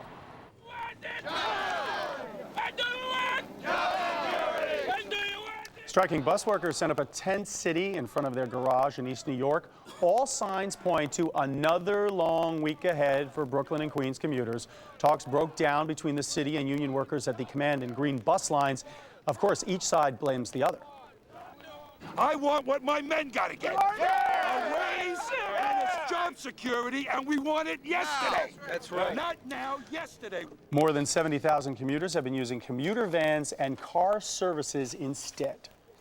Well, the stage is set for President Bush's second inauguration. The ceremony is Thursday, but security, of course, is a major concern. Thousands of protesters who rallied during the Republican convention here in the city will be in Washington next week. D.C. Park Police say demonstrators may try to disrupt the parade. Plan is all-encompassing, that if someone was to come in and try to do some things such as obstruct traffic, we have a plan to remove them from the streets. But groups organizing the demonstration say their goal is to send a message through peaceful protest. Well, hundreds looked on in Ramallah as Mahmoud Abbas was sworn in as the new Palestinian leader. Abbas replaces the late Yasser Arafat. Now, even as Abbas was reaching out to Israel in his inaugural speech, violent clashes broke out on the streets of Gaza. Israel's Ariel Sharon says he's not going to deal with Abbas until the Palestinian leader reins in militants. Meanwhile, 46 Palestinian election officials have resigned over what they call irregularities in last week's voting. Well, coming up, Career Day gets racy. Yeah, wait till you hear what one advisor told girls would earn them 6 figures a year. Plus, Hot Wheels, the auto show, is ready to roll next. And we're watching all this cold air roll in on top of the tri-state area. Yesterday's wild weather is a thing of the past, but you're not going to believe what we have coming up in the future. I've got your forecast coming right up. The 2005 Chevy Trailblazer and the 7-passenger EXT. With XM radio, OnStar, and moonroof.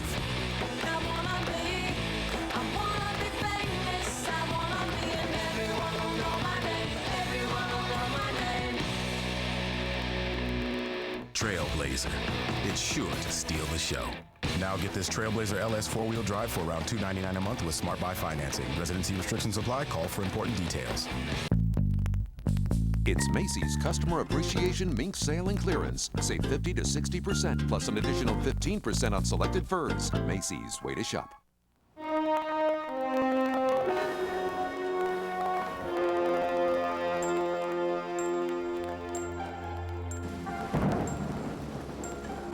More and more people are discovering great tasting steak without a grill. Thanks to the new steak, egg, and cheese breakfast sandwich from Dunkin' Donuts, served on a freshly baked bagel.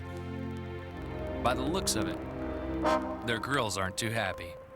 Dunkin' Donuts, bring yourself back. Just keep breathing, sweetie. And just look at all the big, expensive equipment. Do you charge by the hour, or how does that work? Wow. 2 nurses, 1 baby. We're actually okay if you want to clock out. Is this something that I could do? The epidural? Yeah. I mean, I've got some ibuprofen right here that might... This is over. You're so dead. Get control of your finances with CitiPro. From watching expenses to controlling debt. Come in for your free financial game plan today. Critics are raving about Covad VoIP.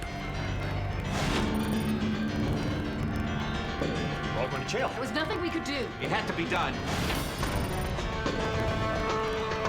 Richard Parks? CFOs, you're a joke. Shut up, Richard! If there's one thing you throw out this fiscal quarter, make it your old phone system. Get your free voice assessment today.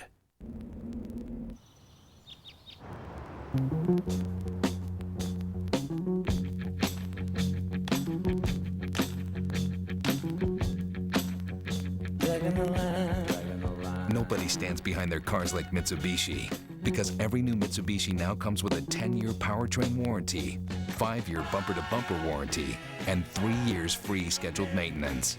Now, get up to $5,500 in combined cash on the best back cars in the world.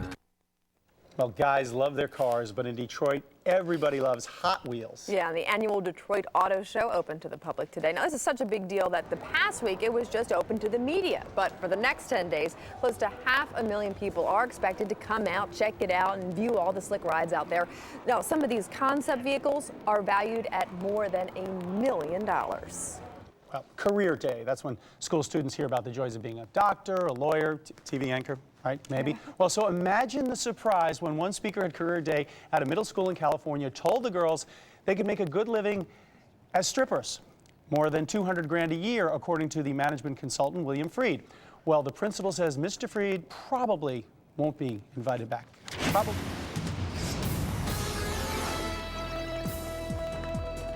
Yowza, yowza, yowza. Rivers and streams all over the Midwest are overflowing thanks to rain, and more rain. And all that wetness turns to ice in Chicago. Check out the messy streets here. And this is a record wet month for the city. The Windy City is now just kind of an icy, wet city. Nastiness. But here we're talking about clear skies right now and the cold air sinking in on top of the tri-state area. Nice and clear altogether. What happened today? Well, basically it's a cold day altogether. Other than that, not much happening. Mainly clear skies, 29 degrees right now. The barometer's at 30.72 and falling. Northeast winds keeping us on the cool side. And this is what we saw. 33 was our high.